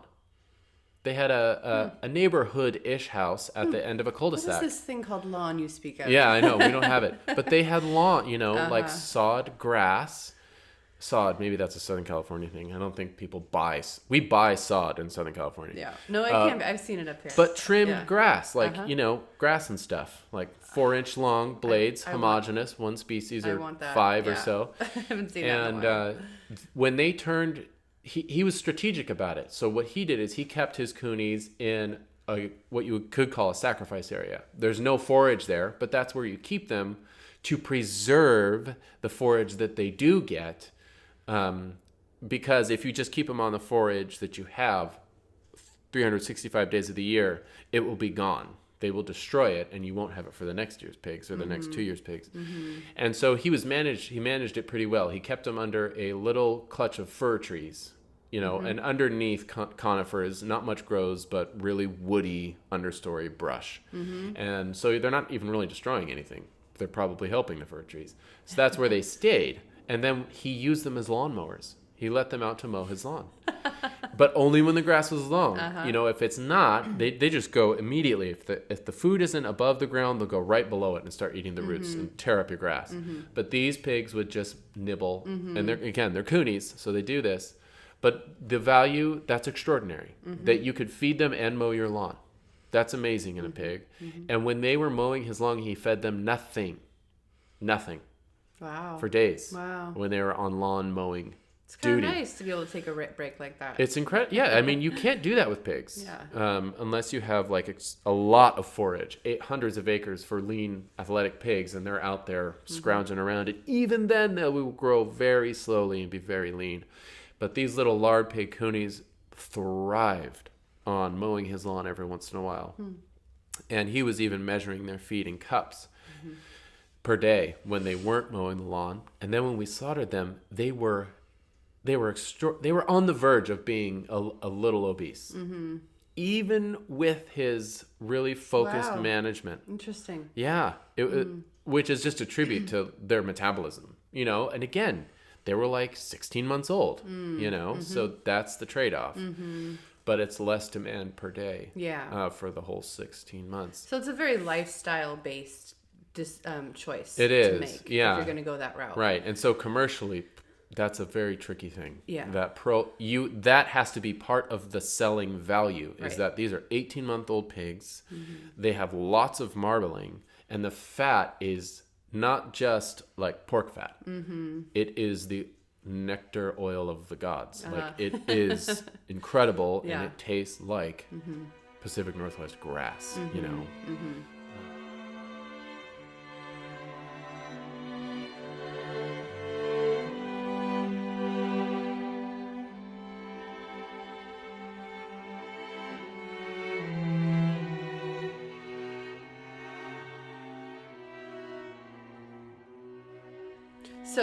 So on our little narrative here, you can tell if you've listened to a couple of these podcasts, I like to break things down into phases. But the phase of breeding, we've kind of mentioned that, we kind of glossed over it, but it's pretty easy to find yourself some breeding stock. Yeah, and I also don't know about, how to farrow pigs. I've never done it. So I'm not going to pontificate on birthing piglets and stuff like that. No.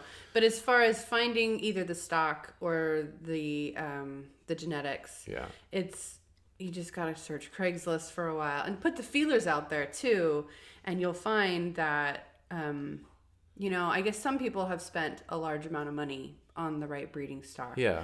And that's probably because they're ready for it. They have the infrastructure there. Right. They're not just... ding-dongs like us sometimes. They've already said no to lots of free pigs. Yeah, and so they're really looking for the right ones. And they've done their market research already, and they know it's viable and all that. So there's a business plan in place for people like that. But if you just want to get a pair of maybe unpapered or something, breeding stock of heritage breeds, it's pretty easy to get. And it's from that point on that it's actually... that's where the bottleneck kind of begins. Husbandry, we want to start making those right choices. Like, okay, there's more fat here, so we're actually going to make that a selling point. We're going to run with it, and we're going to feed that fat the right things. Yeah.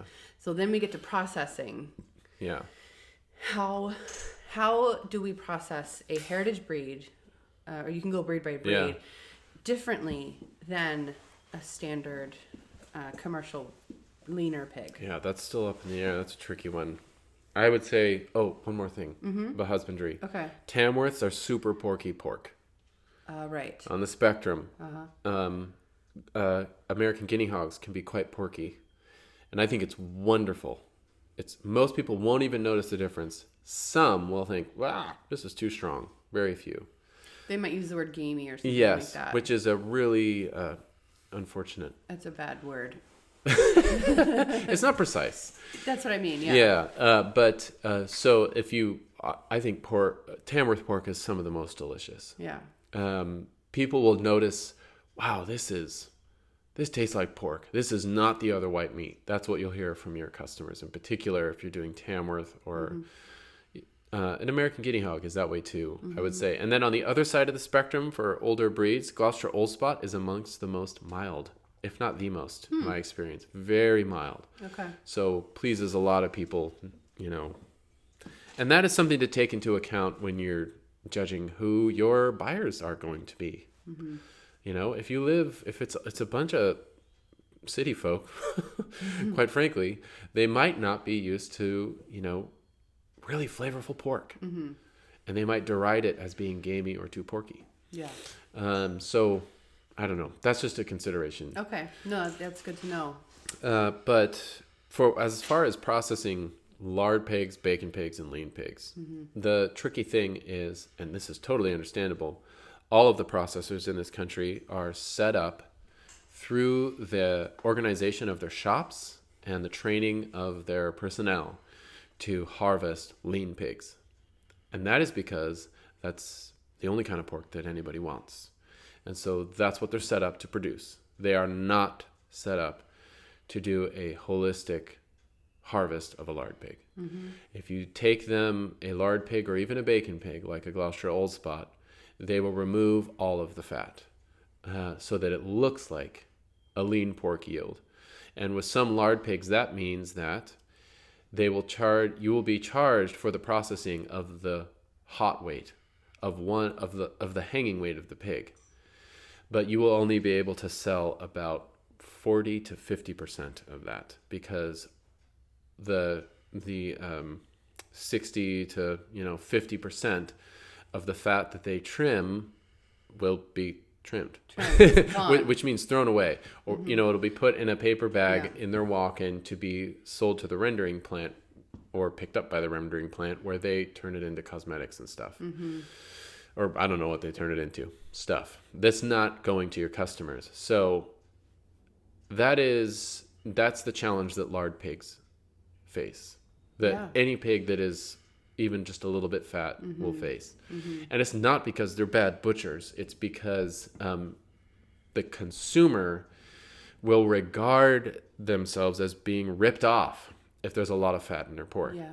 If they see it, they don't look at it like, oh, I get to have this fat, they've given me everything. It's, why is there so much fat? Yeah. Where's all the lean? And that's understandable too on the consumer end. If the fat is not usable, if it's just 4 inches of fat on a pork chop, that is ridiculous. I mean, that is, I could figure it out, but that's because I have been a butcher for almost a decade and I am a fat fanatic. Like, that is, I have a pathology, obsessive pathology with fat.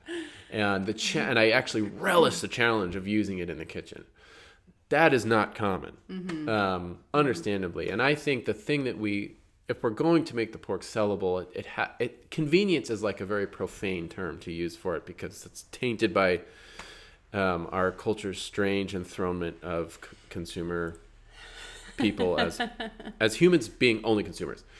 But I would say like utility or usability, or the domestic kitchen is this kind of sacred space where if you can make something useful in that space, people will desire it, and it actually enhances their lives. And so the challenge goes so much further than just not trimming all the fat, on a lard pig. It has to be turning it into something that's not just useful, but that suggests its own use to the home kitchen and the benefit that will bring to the domestic economy and the flavor of every meal. And that is just a huge burden. And all of that, that whole challenge begins with the processor. Yeah. They're like in that hub. I mean, you described this actually in your last harvest journal that you wrote for our membership. And you described this like vicious cycle almost of, the farmer wants to raise heritage breeds because that's the thing to do. And then they sell it to a consumer, but it has to go through a processor. And so the farmer wants to get the greatest yield. So they tell the butcher, don't trim. Don't trim the fat. Right. I want 100% hanging weight because crazy people like me put the notion out there that you can get 100% hanging weight. Yeah, exactly. And I'm sure I have elicited a lot of hate from processors. And I'm sorry. I understand. Yeah. I really don't blame the processor. Yeah. No, we're actually good friends with a lot of the local processors in the state. But okay, so then the farmer tells the butcher, don't trim. Yeah. The butcher then has two options, and they take both options. They're not afraid of satisfying the farmer, but some of them have done it so much that they know the end result, which is okay. I'm going to follow the farmer's desire, and I'm not going to trim. Then they have a consumer that's mad at them because they got all the fat and they don't know what to do with it. And so then either the butcher or the farmer gets mad at. Right. They get yelled at. And yeah. Okay. So then, or the butcher can say, no, farmer, you don't know what you want. You don't want me to hang on to this meat. I'm going to trim it. Just trust me on this. Like I'm doing it for your benefit. Yeah. So they do trim it. The consumer gets the meat. They're happy with it, although they're like, this is it. Like, that's not, like, where's all the volume, right? Yeah.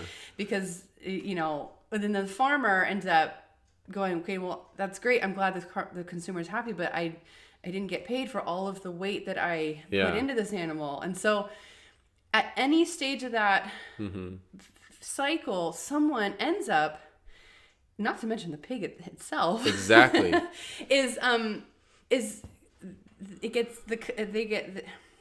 They're not getting the full benefit of all the work that went into that pig raising. Right. And there's cuts. So with the sheets of fat that the butcher is peeling off of that carcass, understandably, he's peeling off dollar bills that the farmer put into the pig. Right. And that narrative you just described, that is the greatest threat to lard pigs, to heritage breeds. Yeah. That is why it makes no sense to raise them. That's why, for money. Exactly. And because we're such fans of lard pigs, for the sustainability of the breeds and advancing this desire to eat well of the lard pig in your own home, we need to actually retrain our minds and think better about the whole system rather than just like, here's free livestock, here's free genetics. Like, hang on, no, because that's actually going to make people more... Right. It's going to put more monkey wrenches in the system. Exactly. It's not solving the problem. It's addressing So that's why we bring it up. Symptom. Yeah. Is because we want to see the success of these heritage breeds. Yeah. But it's not just getting more heritage breeds animals out there in the universe. It's like, no, we have to actually fix the whole system. And that sounds really draconian and impossible. But it's let's also talk about the processing itself. That's why we do what we do, is trying to create, and we have actually helped dozens of, maybe more than that, farmers, equip them to raise the kind of animal that they want and then process the animal properly according to its physiological needs. Right. Yeah. Yeah, because what happens in that whole narrative is that the heritage pig gets blamed. Yeah. And part of that is because you're trying to shove a square peg through a round hole. And the metrics for judging the quality of heritage pork, or of pork in general, are only, they only give A+ to lean pigs. Like, I don't know how else to say it, but there's lots of carcass evaluation things that universities put out there, Iowa State University, and they're not good for heritage pigs. And for some reason, breed associations want to get their breed on those standards so that they can get a score.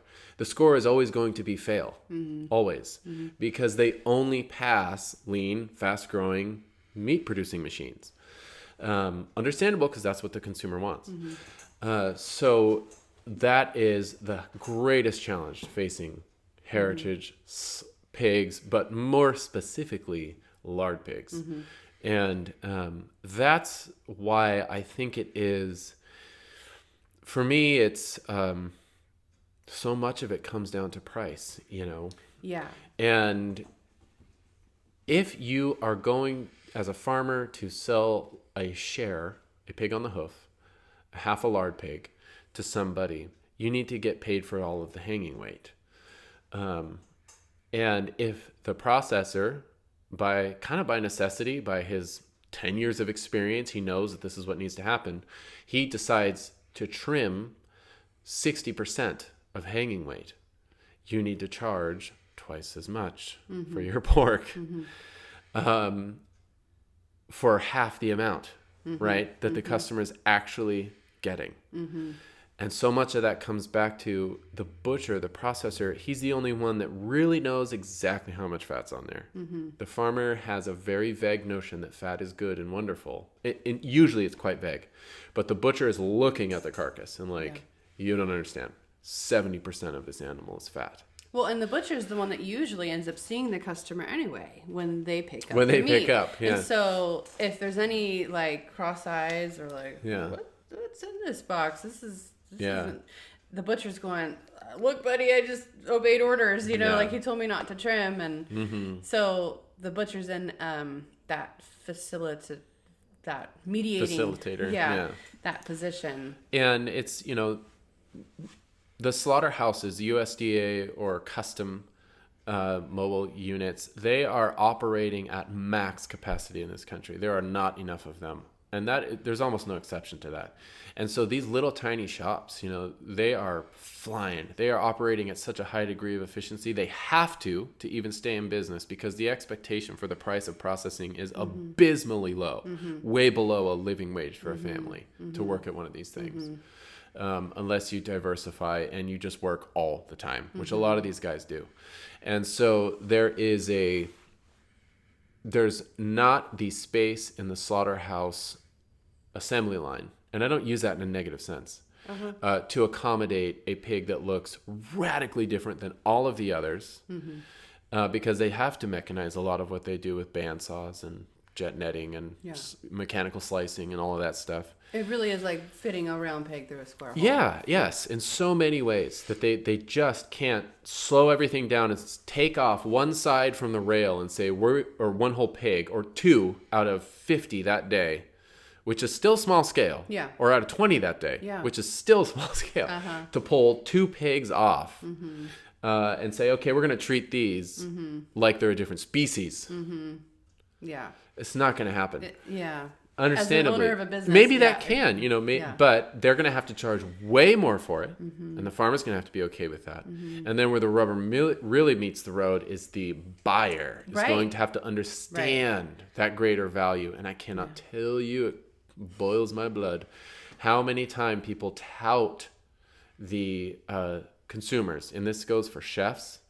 And consumers tout the superiority or their desire, especially restaurants. I guess they're mostly guilty for this in my mind, for heritage breed pork, but they're unwilling to pay for it. And that's where ultimately, that's the problem. I think.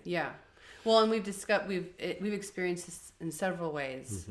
The farmer who has worked with us with these Mangalitzas, he had some kind of bad experiences with Portland restaurants. He's in Oregon. And, he was told that you can get a lot of money for these, and no one in Portland would pay more than a couple dollars a pound. For Mangalitza pork finished on hazelnuts, raised for 18 months. That is clinically insane. That you would pay a couple dollars a pound for just a loin. And that was the other thing, too, is and that's what restaurants do, too, is they, and I don't want to put blame on them because they have their own business to run, but they end up trying to set the terms of the transaction. So either, well, I only want loins or maybe bellies, or I can't pay you more than this. Yeah. Right. And so necessitating a discount. Yeah.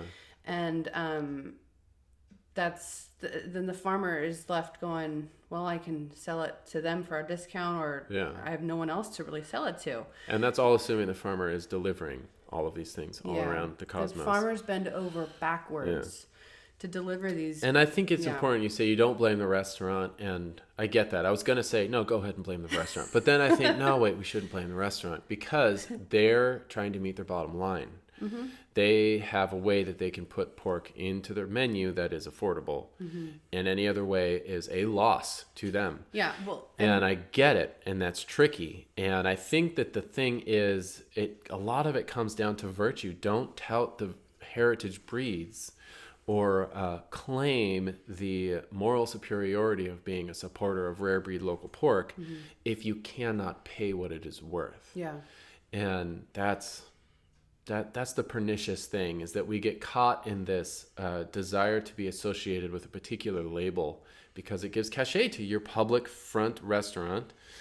And that's, it's just a matter of integrity. You know, you gotta be straight shooting with the quality of the pork that you're purchasing. And part of that means you are paying what it is worth. And that is even tricky because chefs or restaurants or even consumers, they don't wake up in the morning knowing what heritage pork is worth. They don't know. Yeah. Farmers don't even know. I get asked all the time, what should I charge for my pork? And I'm always like, face palming it. You need to know. You are the producer. You are the authority to decide that. I would hope. And maybe that's idealistic. But you need to count your hard costs. Yeah. And come up with a living wage. Because if we do not present to the consumer public, restaurant, or individuals what the worth of a heritage breed pork is, what the worth of heritage breed pigs are, then we are not supporting heritage breeds at all. Yeah. We're signing up farmers for a business that they can't succeed at. They will burn out and they won't make any money, and they're going to get out of heritage pork. So it's exactly what we're doing now. I feel like this is extraordinarily pessimistic of me, but we're doing exactly the wrong thing. No, yeah. That's why we wanted to do this podcast, is to kind of demonstrate the lay of the land, and that it's not just as simple as, I'm going to raise some heritage breed pork and change the world. There's other parts of the narrative that have to change too. Yeah. For the sake of the breed. And really for the sake of our own kitchens. I think about the restaurants or the chefs that are using the heritage breed. And I do commend them because they are going outside of their own boxes. That's right. They're already stretching. Yeah. Right? Yeah.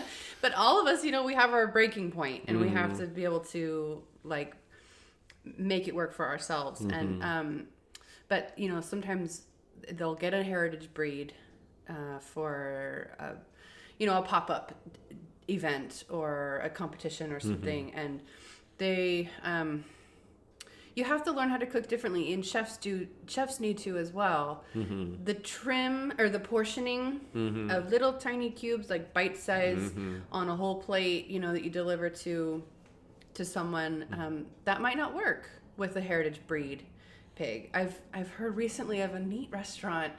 I don't know the name of it. I'll try to find it maybe. Their whole shtick is they don't allow people in parties less than 10 or 12. Oh, wow. Yeah.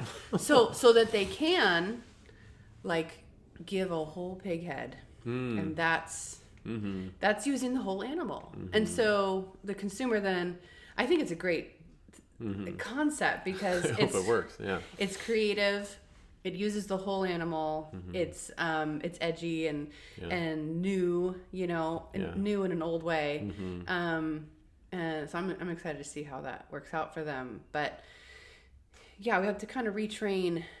It's from the whole narrative. So chefs and consumers have to be willing to eat differently. Yeah, and it's not impossible. From the farmer's perspective, you can still raise a heritage pig. I would say pick a Tamworth. pick a Gloucester Old Spot. Uh-huh.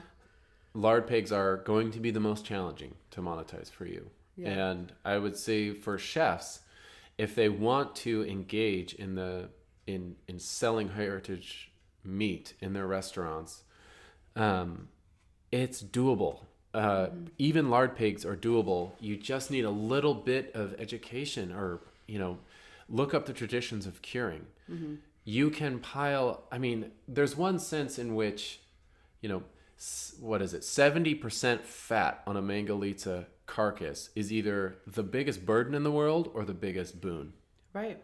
To the right chef, one man's if you fat can is make another man's treasure. Exactly. Yeah. If you can make lardo, and lardo just happens to be like the tiny little sliver of one version to cure pork fat. That's like the little Italian version based on one little Italian village where they harvest marble. That's one of a bajillion ways to turn lard fat, pork fat into something delicious. Mm-hmm. And imagine, there's so many, if a restaurant could have a freezer full of salo, yeah, how many slivers of back fat does it take to create a satiating, amuse-bouche or appetizer? Like 2, maybe 1 much per person. Yeah. It's so rich and it's so delicious, and a little bit goes so far. And you're already asking your customers to come along a little bit to eat solid fat, that they're not going to need a ton of it, But that's just like that is a huge store of value that you can extract. And the problem is that we just keep thinking of fat as a burden. It is the trim that we must remove to get to the lean. And it's, as long as we do that, lard pigs are doomed. There is no sustainability to the harvest of a lard pig or to the raising of them. Yeah. Until that changes. Even chefs that want to enter pigs in Cochon 555 will ask for special deals from the farmers who are raising them. Yeah. I know this from experience. That is exactly the opposite of the stated purpose of Cochon 555. Yeah. That is like, that's bad news. Yeah. That doesn't work. You do not ask for a deal on your pork from a farmer who's already stretching himself to raise heritage breeds for a longer time, on better feed, on more land, with more labor required. No. And then ask to get it at the same price as production pork, or get a deal on it. Yeah. Or maybe as organic pork, It's like, no, it's a different animal. Or with the promise, it'll give you exposure. Oh, gosh, I hate that one. Oh. Sorry. I just stabbed you. Oh, it makes me cringe. Oh, do this for free. You'll get exposure. Yeah. No, there's something about that is profoundly insulting to the farmer. To any small business or operation.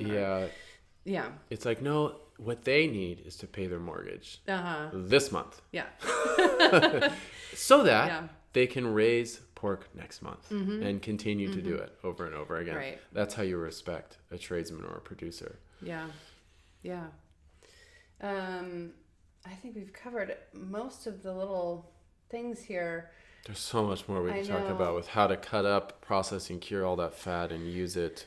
Yeah, well, that's why all those problems that we kind of talked about, ultimately, right, they kind of feed this principle of necessity being the mother of invention. And, we knew, okay, these Mangalitzas are available, they're perfect, and we need some money.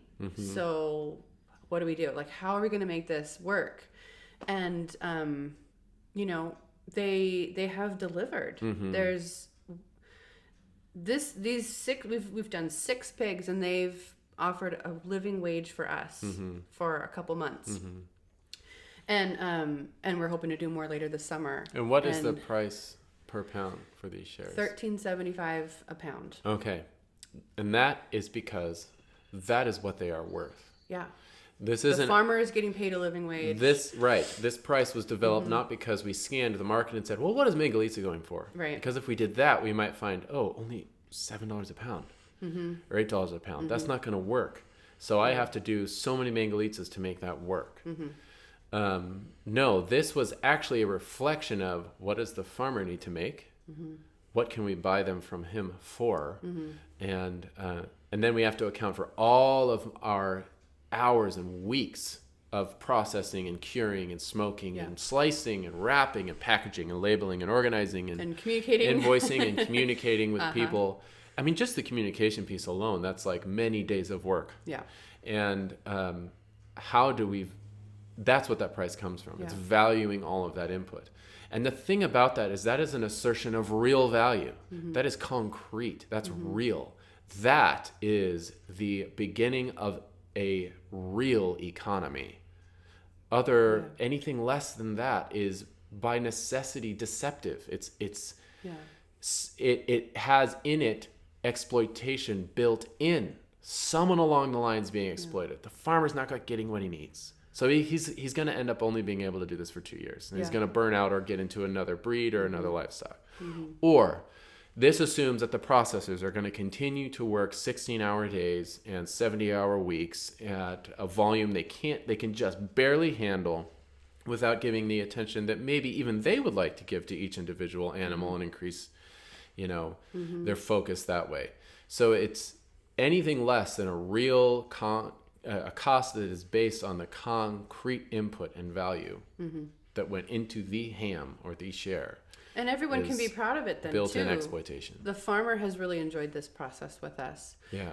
Not to mention the 2 years that he gave to these raising pigs. them. Right. But he can be really proud of every single delivery that he's making. And we're proud of the product that we've been able to do with them, which, as you said, is really just leaving it alone. Like, we're just allowing the pork to express itself. Yeah. Right. And then the consumer too. I've really been blown away at the reactions of the consumers. Yeah. They're what I hoped they would be, but I never. Yeah. Just when a customer is extremely happy to pay that large sum of money, and then be satisfied, not just satisfied, but excited and inspired. People have said. To have it in their kitchens, it feels good. Then the economy is working. Right. I think we're all really afraid of offending or turning away or scaring the customer if we dare to charge what something is worth. Well, we've all been burned a little bit. We've been burned a little bit. Like the farmer, I was just gonna say, he took one of these halves, not one that we had processed, but he got it slaughtered USDA. He took it to a restaurant up here in Seattle, and because the poundage was off. Right, it was more than he estimated. Right. Yeah. I think he had estimated it was going to be about 120 pounds, and it ended up these were large. Yeah. They ended up being like 150 pounds. So that's significant. It is. Yeah. And the restaurant said, "I don't want any more." Nothing. None of it. None of it. And, there's ways that you can prevent things like that happening with contracts and stuff. But a lot of small farmers, that's like the last thing on their mind. Right. So, they don't have time. No, they just kind of want to deal with people on a human level. And anyway, that's not to blame this guy because he had his own bottom line. But hard things like that happen. Yeah. And no one's to blame except the fact that you're doing something really out of the box and small scale and custom. So things are going to fall through the cracks. And so when they don't fall through the cracks, it's a sweet spot. Yeah. Well, and I think one of the tools we have to make sure that things don't fall through the cracks are contracts. And that has been a huge learning curve for our whole business. Yeah. We have a thing called a service agreement. Yeah. We have rewritten that thing 1,000 times over the past 8 years. And it's essential. It's essential to try to consider all the variables, and particularly the worst case scenario of every deal. That the pig weighs 50 more pounds than you thought it would, and the buyer says, "No, I don't want it." That should be in a contract. Somehow, you need to deal with that situation in a contract so that you're not shocked or surprised. That way you can account for it. Yeah. And that's an essential part of keeping things relatively smooth and at least codifying the rules of a new outside of the box kind of economy. Yeah. And just to give you there's a fairy tale ending to that story was that Canless, which is a great restaurant up here in Seattle. It's got a lot of tradition and history behind it. they ended up going, I'll take it. Yeah. Because they had been delivered a half, I think, the week before. They loved it. They cherished its value. And I think they've taken several more since then. So that had a good ending to it. Yeah. But it was definitely an eye-opener for the farmer. Yeah. But yeah, this is newish territory for all of us. Yeah. And I was going to say too, like, you shouldn't fear charging the price that is called for, what your product is worth. You shouldn't fear offending the customer, but rather, because that assumes that the customer is kind of an a-hole. Which I know is weird. Like, you don't think that, but that's kind of it. And unfortunately, there is a habit, maybe, to generalize a little bit, of customers to have this notion that they are always right. Gee, I don't know where they would have got that. Yeah. The consumer. But that's not always the case. It's actually an assertion of respect to charge what your product is worth. Respect towards the consumer. Yeah. Because the assumption is that they will understand the increased value and therefore consciously, willfully choose to support you. Yeah. And that's where I think the key that enables us to sell these shares for the price that we do is that we assume that the customer wants to know. And we put out a ton of information and education about it. And so that, I feel like that is just one of the irrevocable burdens or benefits, of being a producer or a processor or a seller of these wonderful lardy pigs, is that you get to / have to educate your consumers. And we have done that, and that is incredibly gratifying, because you're actually changing the way they cook things, the way they perceive value, the way they think of food. And that's like the basis of the culture of their daily life. And so it becomes this incredibly intimate, it becomes an intimate relationship that is reciprocal, and the benefits of which you can't quite limit. It's a relationship, as complex and wonderful as one can be. And it's based on this mutual respect that if I provide you the information, you are intelligent enough to make a judgment as to whether or not it is good for you or not. At least that way they're making their decision based upon knowledge, not what's the word? Ambiguous labeling. Yeah. They're not saying, oh, it's a heritage breed, therefore I want it. Not knowing what heritage breed means. Yeah. They need to have that full, informed And as you're talking there, it's the whole heritage breed thing that we've been talking about for so long is then rendered less of a headache to deal with and more of an opportunity for something truly amazing, because we're not trying to just make it work, like going around all of the hardships that they bring. Like, you got to feed them a certain way, you got to process them a certain way, you got to sell them a certain way, and you got to eat them a certain way. Like, we are now at a place where, with the education piece, how many times have we learned this in every aspect of life? Almost a little bit of discipline, and you're not limited. You're actually liberated to truly enjoy something to its most excellent degree. That's the case with music and all art. And the more that you allow yourself to be molded by these seeming limitations, but if you're docile to them and you don't try to force your own will on them, then all of a sudden it opens you up to some amazing products. You get terroir.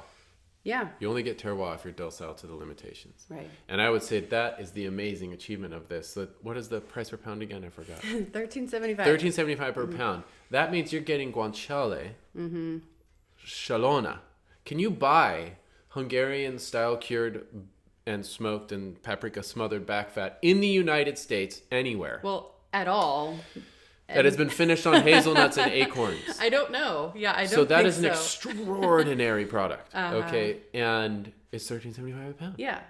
And I don't have off the top of my head, but they have almost 20 pounds of it or something like that. That's a lot. Per share. And then they have a lardo and they have a smoked back fat and they have all these very different versions of cured back fat. Unsmoked, smoked, paprika, and seasoned different ways. Finished on hazelnuts. The most expensive ham in the cosmos is finished on acorns, is finished on nuts. And do you know how much that is, by the way? The Spanish Iberico? Oh, it's over $100 a pound. Really? Oh, yeah. It's way up there. It's wow. crazy. Yeah. The Iberian Pata Negra jamón, Spanish ham. And this is why I bristle a little bit when I hear people deride what they perceive as being high prices for quality pork like this. And they say, well, isn't that a little exclusionary? It's not quite open to everybody. It's like, hold on. Relative to what? What is this? This is acorn finished Mangalitza pork. Highly, extraordinarily rare, harvested perfectly, raised perfectly, cured traditionally. And it's $13.75 a pound. That is not exclusionary. Yeah. That's way more available than it's ever been. Yeah. This allows it to exist at all. Yeah. Period. Yeah. And if you go to just Seattle farmers markets, you're not going to get this. Yeah. Well, and you get frozen meat. That's even more. Sometimes, depending on the cut, right? Because retail is usually it's a whole different ball game. Yes, and I feel like sometimes the impulse to make this stuff, I don't know, more available to everyone or cheaper. I don't know what to. That's really tricky for me because I'm in the middle of the industry, and I always think, okay, well, pick who you're going to exploit. Right. Is it going to be the farmer? Yeah. The processor? Who? Because you have to exploit someone. The prices are artificially low. They're not actually industrial pork or even more mass-produced organic pork. It's not affordable. It is artificially affordable. Yeah. Someone is paying a price that is an unjust burden upon them. Whether it's the pig in the way it suffers or the farmer or the processor and the expectation for quick, cheap processing. Well, and our customers they're regular people. They're not like they're families. Yeah. And they value this so highly that a lot of them really save up. Yeah. And this is a big deal, this is a huge as it part ought of to their be. Food budget. Yes. And so they shouldn't have to buy olive oil, butter, coconut oil, any of their fats for at least 6 months. Yeah. At least a year. Yeah. And any of their meat. So they're very vested in making this work. And that is the way that we create it, really with earnestly intending that it will enhance the economy of the home kitchen. And simultaneously the cosmic enigma flavor of the incredible deliciousness of these. It doesn't come at the expense of these pigs. Yeah, the flavor. Yeah. The delicious factor. Yeah. Yeah, and there's one more share left, so if you want one, give me a ring. Yeah. I think that's it. This is a great recap, and I really wanted to talk about this ending on a high note, and I think we did, because I wasn't sure. It's easy when you're in the industry, you're seeing things a certain way, and you can get kind of, the glazed vision over your eyes, and oh my gosh, we're David up against Goliath, and but it really just come down to allowing the limitations to be there, and then using them and allowing them to give you opportunity. Yeah. And I think that's what the difference between culture and totalitarianism is. Oh, yeah. No, you're right. Not to start something totally different. Culture comes from the word, it's an agricultural. Yeah.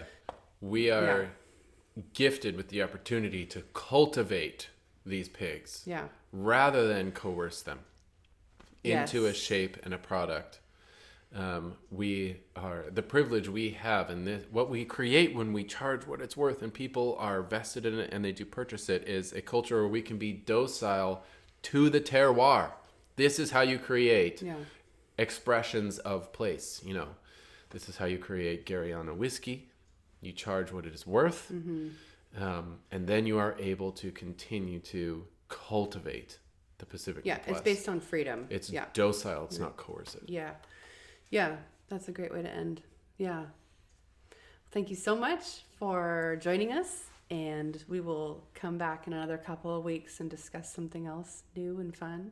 Remember, we're going to be, Brandon's going to be in Seattle April 22nd on a Sunday to demonstrate some of these fine products. And he'll be, the product itself will be in Austin, Texas in May, and Miami and Denver in June. So go to those Cochon events if you can. We'll put a link in the show notes to those events.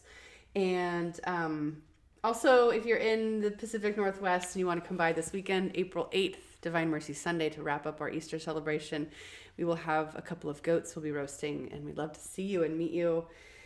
And membership. Try to sign up for membership by the end of this weekend, or we'll hopefully get you in a few more months in the end of the summer. But thank you so much again for joining us, and we'll see you again next time. Cheers. Peace be with you.